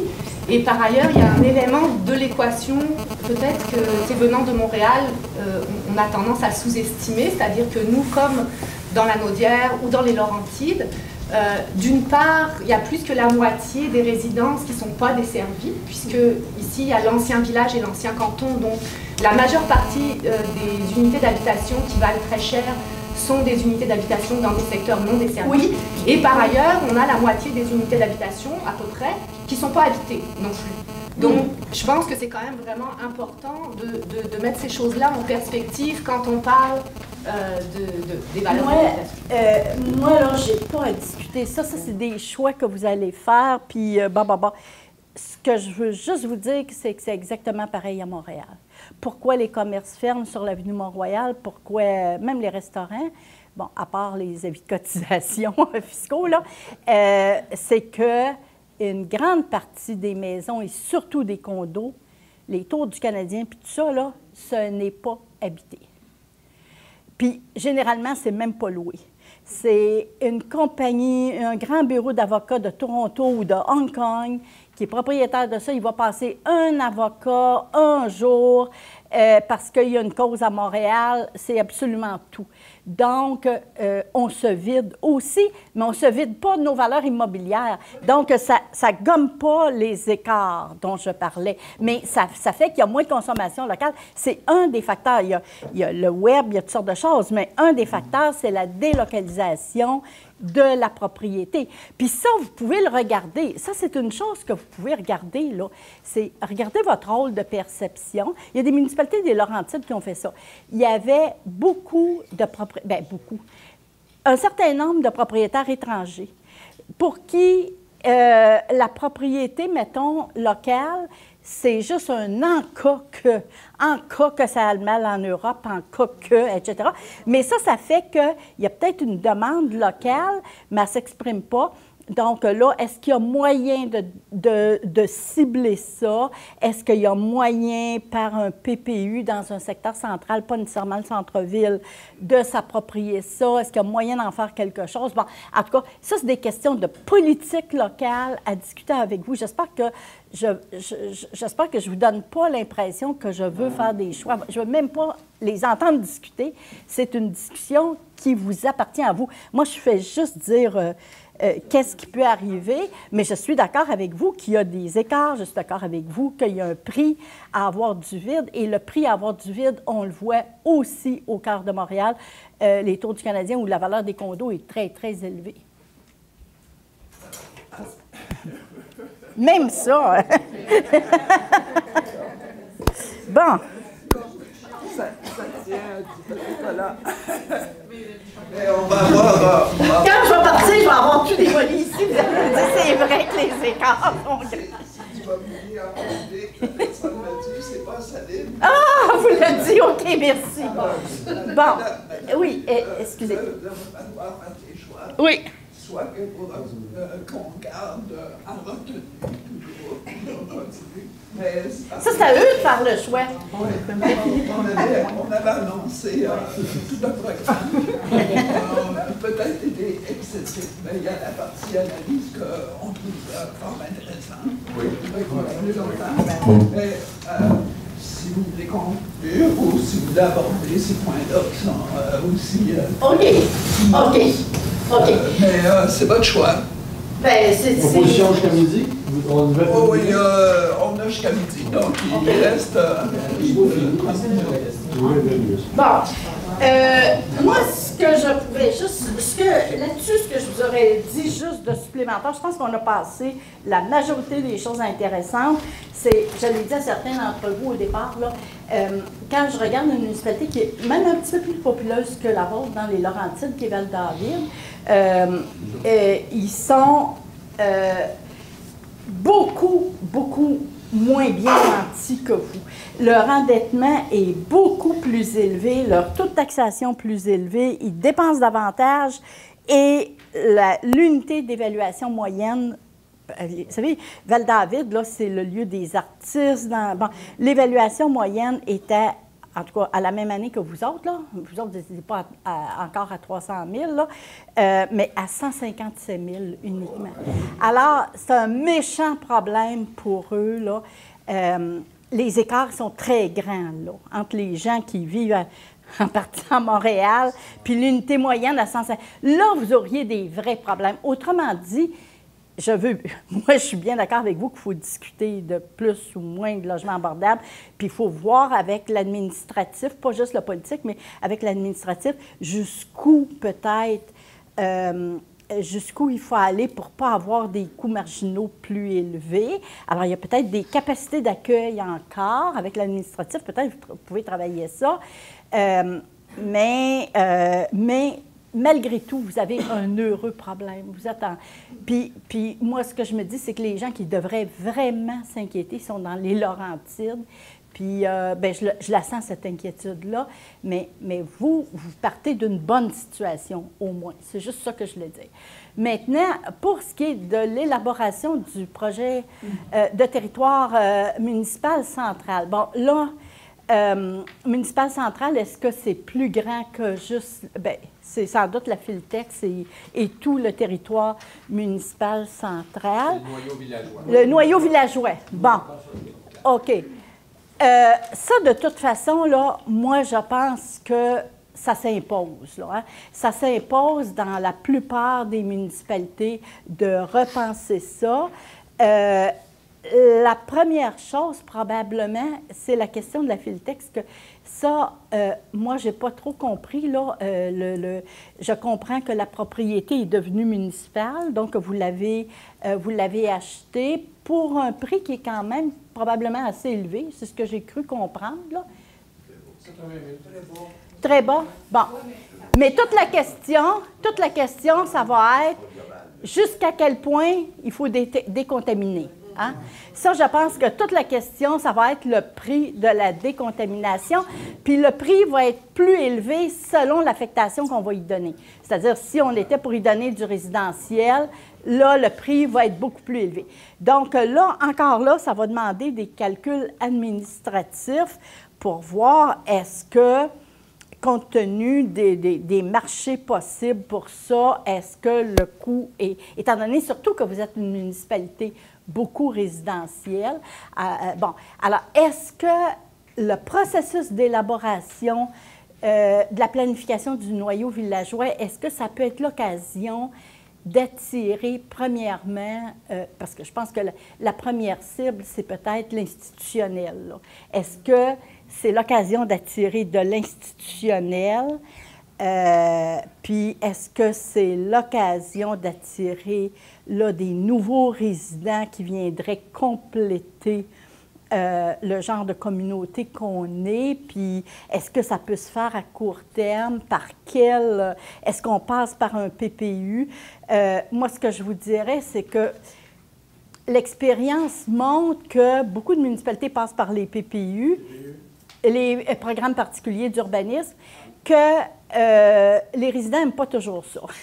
Les résidents n'aiment pas toujours ça parce que dans le PPU, on finit par modifier le zonage souvent sans que les résidents aient grand-chose à dire. Je peux vous dire qu'actuellement, là, il y a un bras de fer entre les citoyens et, entre autres, le conseil municipal de la ville de Deux-Montagnes. J'en entends parler toutes les semaines. Puis à Québec, avec le maire Labombe, les PPU, c'est... mais vous avez vu le projet Lefort, etc. Les résidents protestent, mais à l'intérieur d'un PPU, il y a des pouvoirs qui permettent de passer outre. Peut-être pas outre à des consultations, mais outre aux approbations référendaires, puis probablement que vous autres, vous êtes encore sur les, je sais pas, là, vous devez être encore sur les approbations référendaires, je suppose. Donc là, vous pouvez avoir l'impression de perdre quelque chose. Donc, moi, je vous dirais, il faut être prudent là-dedans, puis essayer de ne pas vous diviser. Il ne faut pas que ça soit l'occasion d'une division, parce que malgré tout, malgré que ça pourrait être mieux, votre communauté, malgré qu'il y a des écarts, moi, je pense que vous avez une belle communauté, puis vous avez même des belles performances financières aussi. Donc, il faut y aller lentement. Puis, il me semble que probablement que vous avez des ressources à l'interne aussi. Sinon, bien, évidemment, il y a des consultants qui sont des spécialistes, je dirais quasiment des spécialistes de la région ici, qui en ont fait à Cowansville ou ailleurs. Mais il faut se méfier, là. Il faut se méfier de devenir un genre de Disney aussi, comme on voit dans certains, comme on voit à Saint-Sauveur ou comme on voit à certains endroits des Laurentides. Moi, je pense que vous n'êtes pas ça. Vous êtes quelque chose de l'authenticité, une certaine authenticité, puis que vous êtes dans un marché de niche. Vous représentez une niche, vous ne représentez pas le Québec en général. Là. Quand on dit qu'il y a comme un contre-pouvoir, puis il y a des communautés locales, moi, je pense que vous êtes un bon exemple de ça, d'un lieu où il y a des je dirais, des anglophones authentiques, pas des, des anglophones de souche, des francophones de souche, oui, mythiques peut-être, là, puis qu'il faut que ça reste le reflet, il faut que vous reflétiez votre identité dans un projet. Et que peut-être pour cette raison-là, je ne sais pas si c'est ça le projet, mais conduire le processus à l'interne autant que possible, là, puis peut-être pas trop confier à l'externe. Vous n'avez pas les ressources? Bien, ça, c'est la municipalité qui va pouvoir vous dire ça. Peut-être que la municipalité dit qu'elle n'a pas les ressources, je ne le sais pas. Oui, excusez. Dans le processus d'élaboration de projet, qu'en est-il dans d'autres municipalités comparables, justement sur le fait qu'on n'a peut-être pas toutes les ressources financières pour aller chercher de l'expertise externe? Oui, puis moi, je ne suis pas non plus une partisane de ça. Mais de s'appuyer davantage sur les ressources existantes parmi les citoyens. Qu'en est-il dans d'autres municipalités? Bien, quand je vous dis là, que ça peut brasser entre le conseil municipal et les citoyens, c'est justement ça. Dans les autres municipalités, c'est exactement le scénario dont vous me parlez là. Je l'ai vu, entre autres, quand Saint-Jérôme a fusionné avec les alentours, là, La Fontaine et Bellefeuille, qui étaient des vraies municipalités de banlieue. Bien là, il y a eu, plus tard, il y a eu un réaménagement des règlements, etc. Puis les citoyens se sont révoltés, mais ils se sont révoltés avec des gens très compétents à leur sein. Des gens qui sont urbanistes dans une autre municipalité ailleurs, par exemple, mais alentour, des gens qui ont été formés à toutes sortes de choses. Deux-Montagnes, actuellement, c'est exactement ça qui se passe. Donc, si vous êtes capable de faire un... Bon, bien, ce que vous proposez, là, c'est comme un genre de ce qu'on appelait dans les années 1970, un genre d'utopie. Puis l'exemple de ça, c'est Bologne, en Italie, où est-ce que les citoyens veulent faire leur propre planification, leur propre processus. Puis moi, il me semble qu'il y a plein de gens structurés ici, puis de gens représentatifs de l'authenticité, puis que oui, vous êtes capable de le prendre en charge, ce processus-là, d'avoir de l'aide, peut-être de fonctionnaires, peut-être un petit peu d'aide à l'extérieur, mais que vous êtes tout à fait capable de le prendre en charge, quitte à avoir de temps à autre des conseils bénévoles de certains professionnels, là, mais que ça va vous ressembler beaucoup plus que même, parce que vous savez, peut-être que maintenant, il y a différentes catégories de bureaux de planification. Puis, il y en a qui sont organisés en organismes à but non lucratif, pas nécessairement des bureaux privés, donc organisés en organismes à but non lucratif. Mais que, finalement, il y a une certaine uniformisation dans les processus puis les résultats qui sont proposés. Et que peut-être ça va moins vous ressembler malgré tout. Qu'il n'y a rien comme de prendre en charge soi-même. Un exemple, c'est pas toujours facile, là, mais pour moi, là, la communauté de base qui prend en charge, qui fait des choix éclairés, c'est l'idéal. Un exemple de ça, je vais revenir au plateau, ça va être encore à Montréal, mais ça, c'est une des retombées. Bon, vous savez peut-être qu'actuellement, il y a un film qui vient de sortir, là, ça s'appelle, je crois, « La fin des terres », et ça fait un peu le bilan identitaire, là, puis etc. Puis, entre autres, qui regarde les retombées de la grève étudiante de 2012. Bon.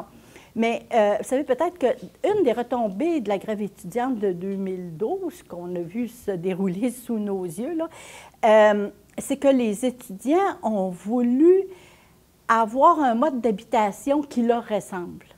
Alors, c'est-à-dire faire un contrepoids aux habitations étudiantes traditionnelles que les universités proposent, où est-ce qu'il y a des studios, il y a des chambres, puis bon. Puis on dit, les étudiants, mais nous, en général, surtout les Français, puis surtout les Américains, c'est pas ça qu'on veut. On veut habiter sur le plateau. OK? On veut habiter sur le plateau, puis on veut être plusieurs dans le même logement. On veut être des colocataires. On ne veut pas avoir chacun une chambre ou chacun un studio. On veut être des colocataires dans un grand logement. Puis on veut pas nécessairement avoir beaucoup de cuisine. On veut fréquenter les petites brûleries comme vous avez ici, puis ces affaires-là. Bon. Alors, donc, on veut être à proximité de ça. Et là, ils ont formé un groupe, puis ils sont autodéterminés, ils ont fait toute leur planification. Il y a d'ailleurs un immeuble. Puis là, on veut pas que ce soit dans un bloc appartement non plus, là, avec une entrée commune. Alors là, ils sont en construction d'un immeuble sur le plateau pour eux. Bon, c'est sûr qu'ils continuent à avoir des étudiants qui sont dans le marché privé, là, mais un immeuble pour eux, puis avec toutes des entrées différentes. C'est comme s'il y avait plusieurs triplex. En rangée, pas jumelée, là, en rangée. C'est comme si toutes les entrées différentes avec plusieurs triplex en rangée pour que ça fasse bloc d'appartements non plus, que ça reproduise la trame urbaine du plateau. Ils ont tout planifié ça eux-mêmes. Puis, à l'occasion, on les a aidés parce que négocier avec le plateau, là, ça a pris plus que des gens du ministère pour nous aider. Là, à un moment donné, négocier avec le plateau, ça prend des années et c'est extrêmement difficile, bien plus difficile que négocier, je suis certaine, avec les fonctionnaires ou les élus ici. Mais ça, là, c'est la situation idéale, là, où est-ce que c'est l'authenticité à 100 puis moi, je suis certaine à vous entendre, puis votre niveau de réflexion, tout ça, que vous seriez très capable de le faire. Oui? Une question. Il y a deux questions. Oui. C'est ça, vive les utopies. Oui, tout ce que... Et ces petits exemples de communautaire, etc. Mais simplement, à l'échelle du Québec, là, il y a quand même la loi 122 depuis... À propos d'autonomie municipale, disons, on a cette loi-là qui date de 2012, je crois, qui n'est pas encore adoptée par l'Assemblée nationale, mais qui promeut une participation citoyenne. Oui, vous vouliez dire la loi sur l'aménagement et l'urbanisme durable, qui n'a jamais été... Oui. Où il y avait une commission parlementaire qui est restée là. Oui, c'est ça? Oui. C'est ça. Mais il n'y a rien qui l'interdit encore maintenant, là, de la participation citoyenne. Il s'agit de vous entendre, entre vous. Mais ça dépend de votre prise en charge à vous. Oui, tout à fait. Mais il me semble légalement, on a cette possibilité justement de participer à tout ce qui est règlement sur l'aménagement du territoire ou l'urbanisme. Puis, là, c'est ça la question. C'est que dans la loi actuelle, là, comme elle est depuis longtemps, en quelque sorte, les citoyens réagissent à une proposition de la ville. C'est-à-dire une proposition du conseil municipal, un avis de motion, tout le processus habituel. Donc, les citoyens sont en réaction. Là, j'avais pensé que l'intervention qui était faite, c'est-à-dire, est-ce que les citoyens pourraient se regrouper et être actifs dans le processus de planification avant même que le conseil municipal s'en empare et qu'on passe au processus formel, en quelque sorte. J'avais pensé que c'était ça, là, ce qui était amené. Le comité FITEC, ça a un peu fonctionné comme ça, je vous l'avoue, avant de présenter son support aux conseillers. Fait que c'est ça, aujourd'hui on est là un petit peu pour rétablir le pont. On a vu depuis lors qu'il y a vraiment beaucoup de comités de travail à ce zone. Oui. Et puis, que mon opinion personnelle, c'est que peut-être on puisse se réorganiser un peu à l'échelle de la ville pour en plus prendre en charge la transition écologique, l'urgence climatique. Oui. Voilà. Ouais. Oui. Et ça, quand vous avez la chance d'avoir une communauté, tantôt quelqu'un a dit métissée, comme ici, mais les communautés où il y a souvent les communautés, comment je dirais, où il y a plus intellectuels, où il y a plus, c'est une plus petite communauté, où des fois il y a plus d'anglophones, ce sont les municipalités qui travaillent le plus là, sur l'urgence climatique, toutes ces choses-là. Oui, il y a une transition à faire, et c'est une transition qui amène non seulement du bonheur collectif, mais qui amène une visibilité aussi, puis même une fréquentation touristique.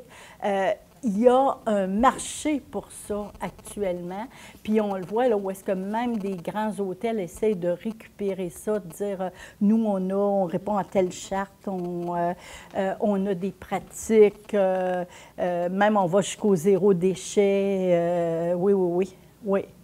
Et on vous accueille pour vos réunions. Avoir 3 questions. Oui. Louise, Patricia et Linda. OK. Louise. Puis le monsieur. Louise, c'est moi. Oui, je vous écoute. Bonjour. Ce qui m'intrigue, c'est le processus d'élaboration. Je suis d'accord, tout à fait d'accord qu'on a ici, dans la communauté, des gens extrêmement compétents. On n'a pas arrêté de le dire. Mais c'est la façon de faire, comme disait Anouk, à un moment donné, comment ça marche cette hiérarchisation-là? Est-ce que la ville devrait dire, bon, on va faire un comité qui sait que ça intéresse, youpi, hurrah, venez-vous-en? Est-ce que c'est les citoyens qui disent, youpi, hurrah, on veut... on est un comité. Non, mais c'est ça. Est-ce que, selon votre expérience et vos connaissances, est-ce qu'il y a une façon de faire qui assure un plus grand succès et moins de friction? OK. Bon, là, premièrement, là, ce que je ne sais pas, moi, c'est... Bon, je présume que, comme partout ailleurs, vous avez un comité consultatif d'urbanisme. Bon. Jusqu'à quel point vous avez... Ça, c'est un point que je n'ai pas vérifié. Jusqu'à quel point vous avez des règlements de l'urbanisme discrétionnaires? C'est-à-dire, oui, vous avez un comité consultatif d'urbanisme, vous avez un règlement sur les dérogations mineures, probablement un règlement sur les PIA, vous avez un très beau milieu.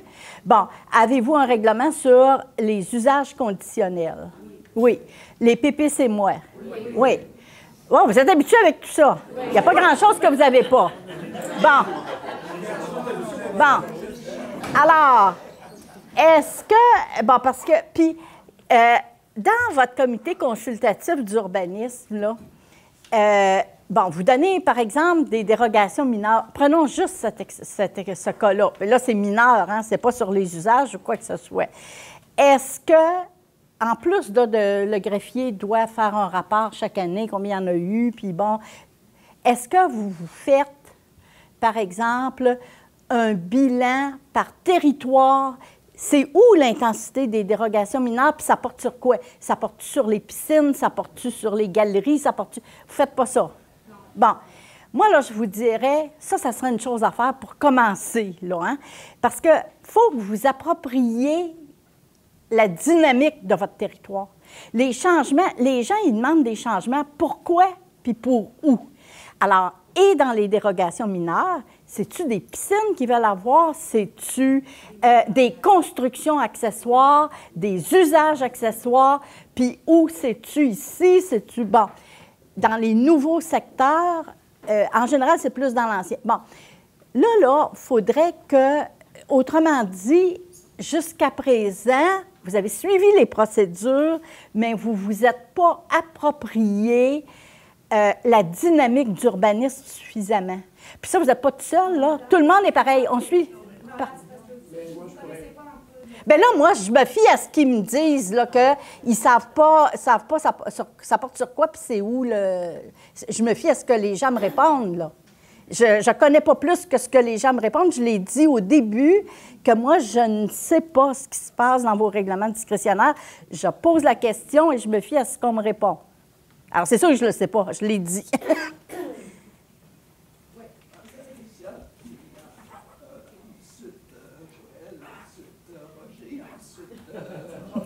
OK.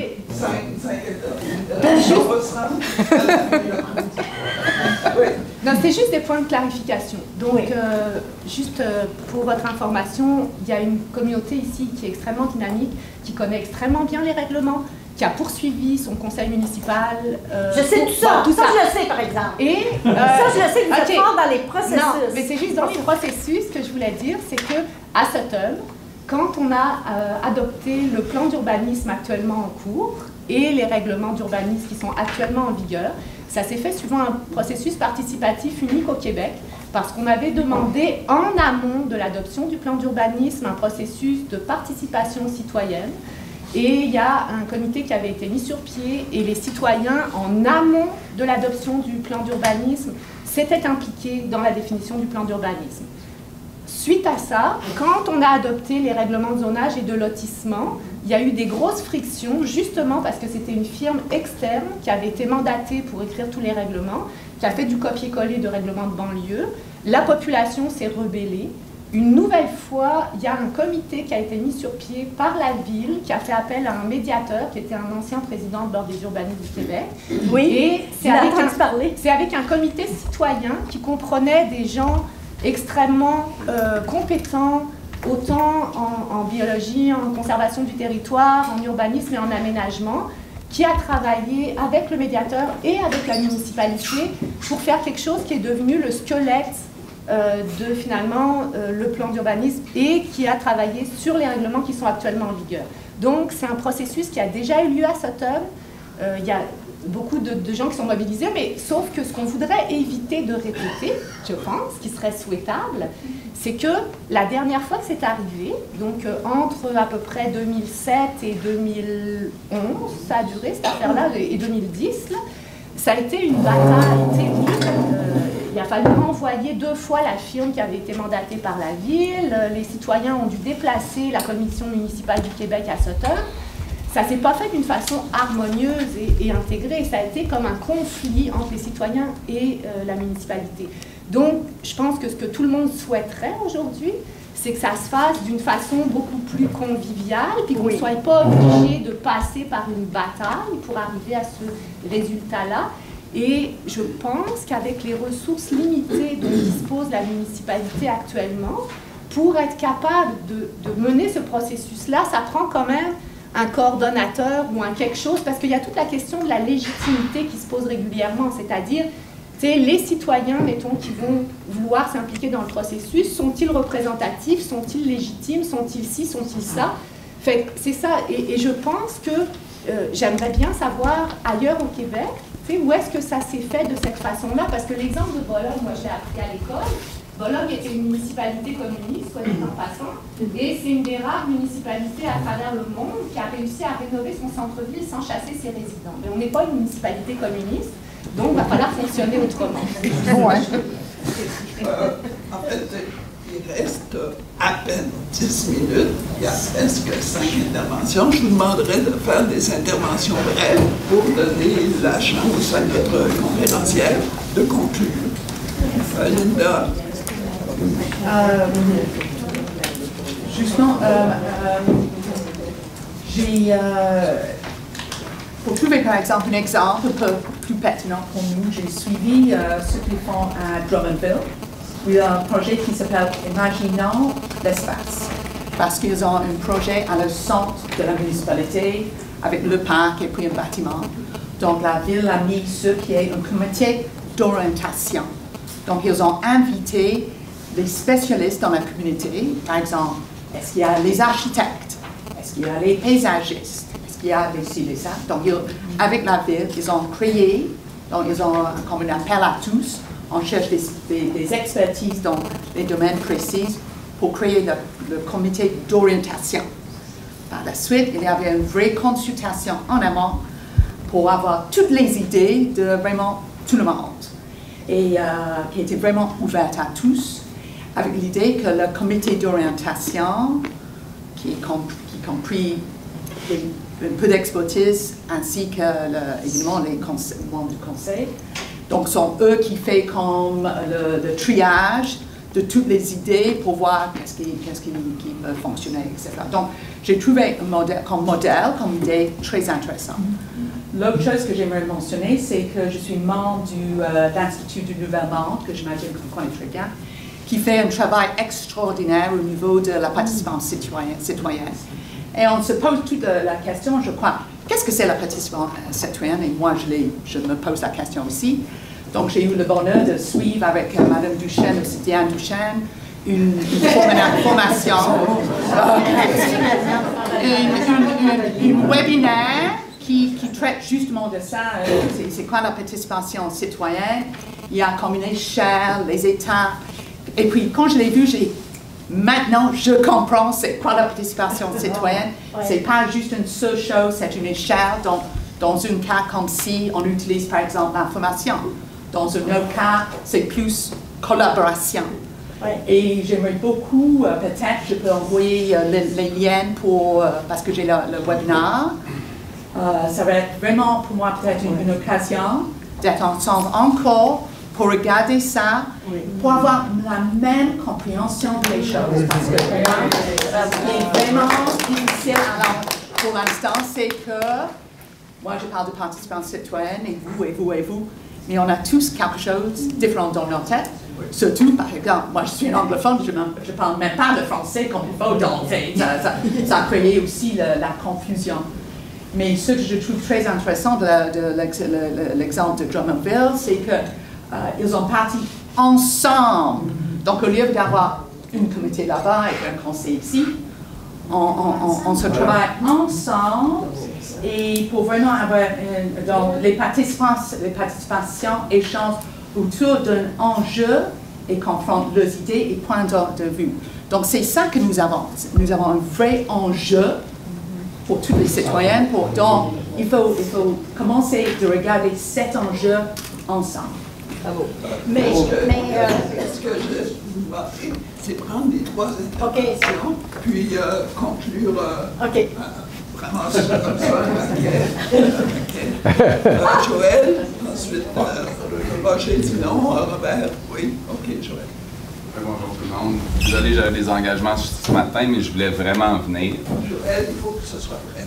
OK. Donc, pour y aller à l'essentiel, moi, ça fait quand même un bout de temps que je parle de mode de prise de décision en groupe, un truc qui s'appelle la gouvernance dynamique, aussi connu sur le nom de la sociocratie. La dame a parlé d'avoir besoin d'outils pour s'organiser. Moi, j'ai accès à toutes ces ressources-là. Il y en a qui sont gratuites sur Internet, des formations qu'on peut prendre. J'ai accès à du monde qui sont top dans le domaine. Patricia a mentionné ce truc d'être plus convivial. Ça peut se faire aussi. Linda a mentionné quelque chose au niveau de la participation citoyenne, puis de définir ça. Ça pourrait être toutes des choses qui sont intégrées. Mais moi, ça fait un bout de temps que j'en parle, puis je suis vraiment content qu'on soit tous ici. Mais tu sais, je pense que le fruit est mûr. Donc, s'il y en a qui je peux passer l'information, si vous venez de me parler, ça me fait plaisir. Bonne chance. Oui. Moi, je pense que l'historique est important.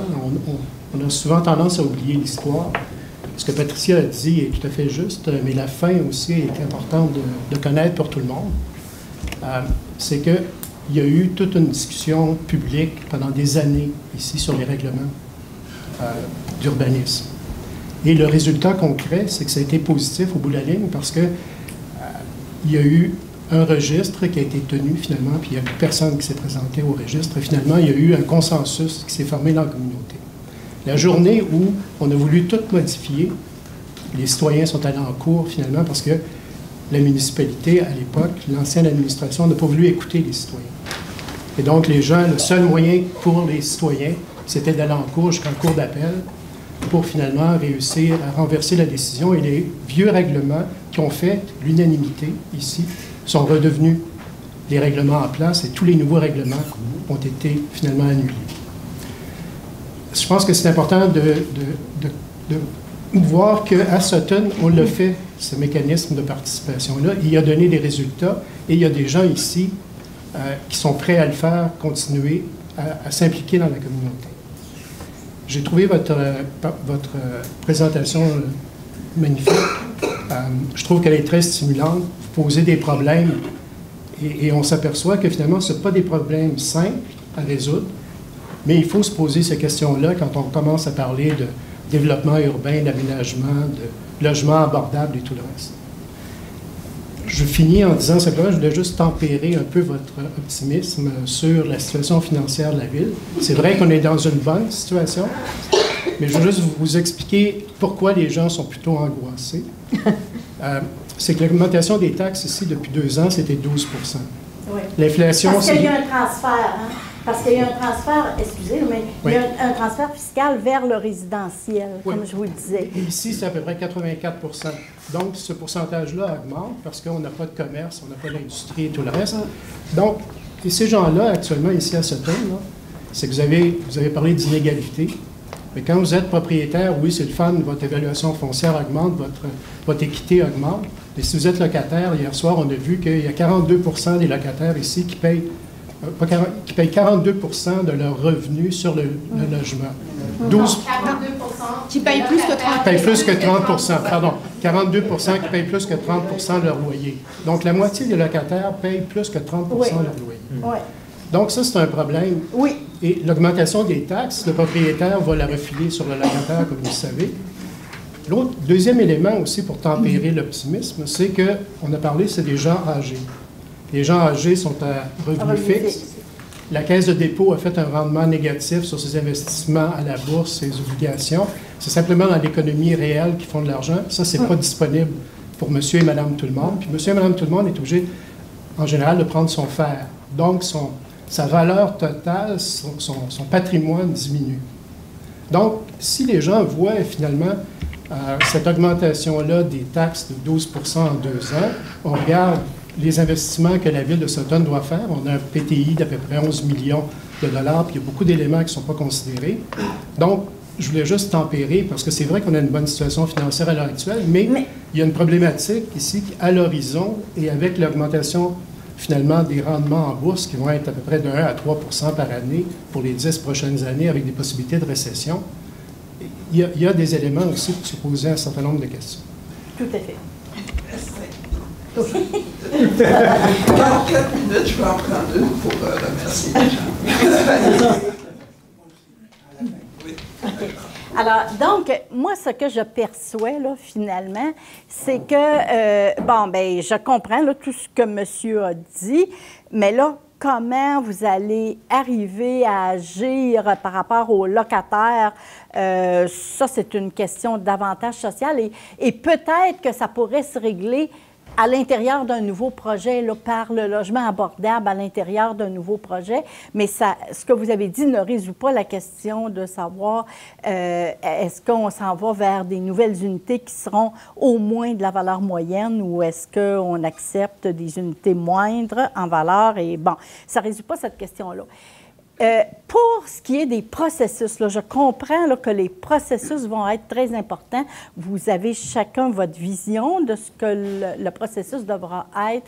Je pense que la question qui est posée, c'est est-ce que le processus va être d'initiative citoyenne ou est-ce qu'il va être d'initiative municipale, mais toujours en impliquant les citoyens? Ça, je pense que c'est la première question que vous vous posez, puis à laquelle vous allez répondre sans moi, évidemment, là, juste en discutant avec votre conseil municipal. Pour moi, là, l'exemple de Drummondville, bon, j'en ai peut-être un, mais ça paraît peut-être mieux sur papier que dans la politique réelle, là. En tout cas, je ne suis pas trop sûre, là. Mais la question, en somme, là, si vous le faites, bon, d'initiative citoyenne, c'est vous, mais moi, je vous invite à vous poser pas juste des questions d'architecture, de paysage, mais des questions d'urbanisme aussi, là.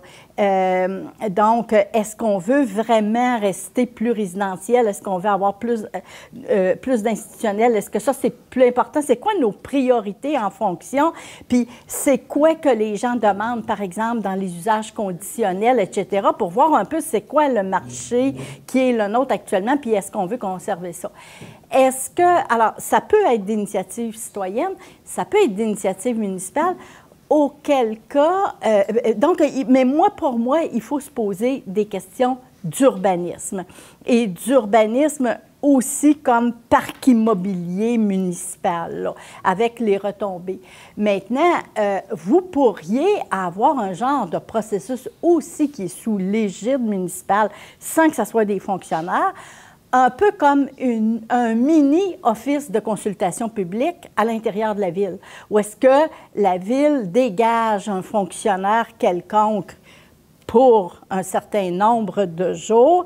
Et là, il y a des questions qui sont posées, les citoyens viennent présenter des mémoires, etc. C'est juste que c'est comme structuré, la logistique est structurée par un fonctionnaire à l'intérieur d'un mini-office de consultation publique que vous avez et qui pourrait être une expérience renouvelée, non seulement pour l'élaboration de la planification dans le noyau villageois, mais plus tard pour d'autres questions. Est-ce que vous voulez ça? Ou un genre de secrétariat à la consultation publique, ou est-ce que vous voulez que ça soit sous l'égide des citoyens eux-mêmes et que là, ce secrétariat-là est entièrement pris par un genre de secrétariat? Et c'est peut-être pas nécessaire d'être une communauté communiste pour faire ça. Peut-être que, justement, la socio-gouvernance ou la démocratie directe, comme diraient les étudiants, ça peut faire. OK? Alors, c'est un peu ça, là. Est-ce qu'on s'en va vers la démocratie directe ou on s'en va vers un mini-secrétariat à la consultation au sein de la municipalité, quitte à ce qu'il n'y ait pas un fonctionnaire à plein temps là-dessus, là, mais que la municipalité assure la logistique de la consultation. C'est juste ça. Puis là, les gens viennent présenter leur mémoire, puis bon, etc. Il reste une minute. Il y a une demi-minute pour M. le maire. Puis le reste pour vous. Alors, le printemps est à nos portes et normalement, le printemps amène un regain d'énergie, je le constate ici. Ce qui est intéressant, vous parlez d'un modèle pour la consultation. Et compte tenu qu'on est une communauté très active, c'est ça notre défi, de se trouver un modèle là, qui satisfait toutes les sphères d'activité de notre communauté. On va y travailler. Merci de votre présence. Merci. Merci à Victor et Roger pour avoir...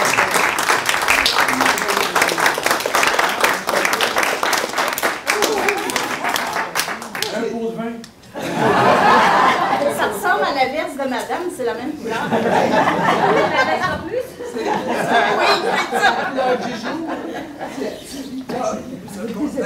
C'est Victor. Il a tout choisi. Elle est venue bénévolement.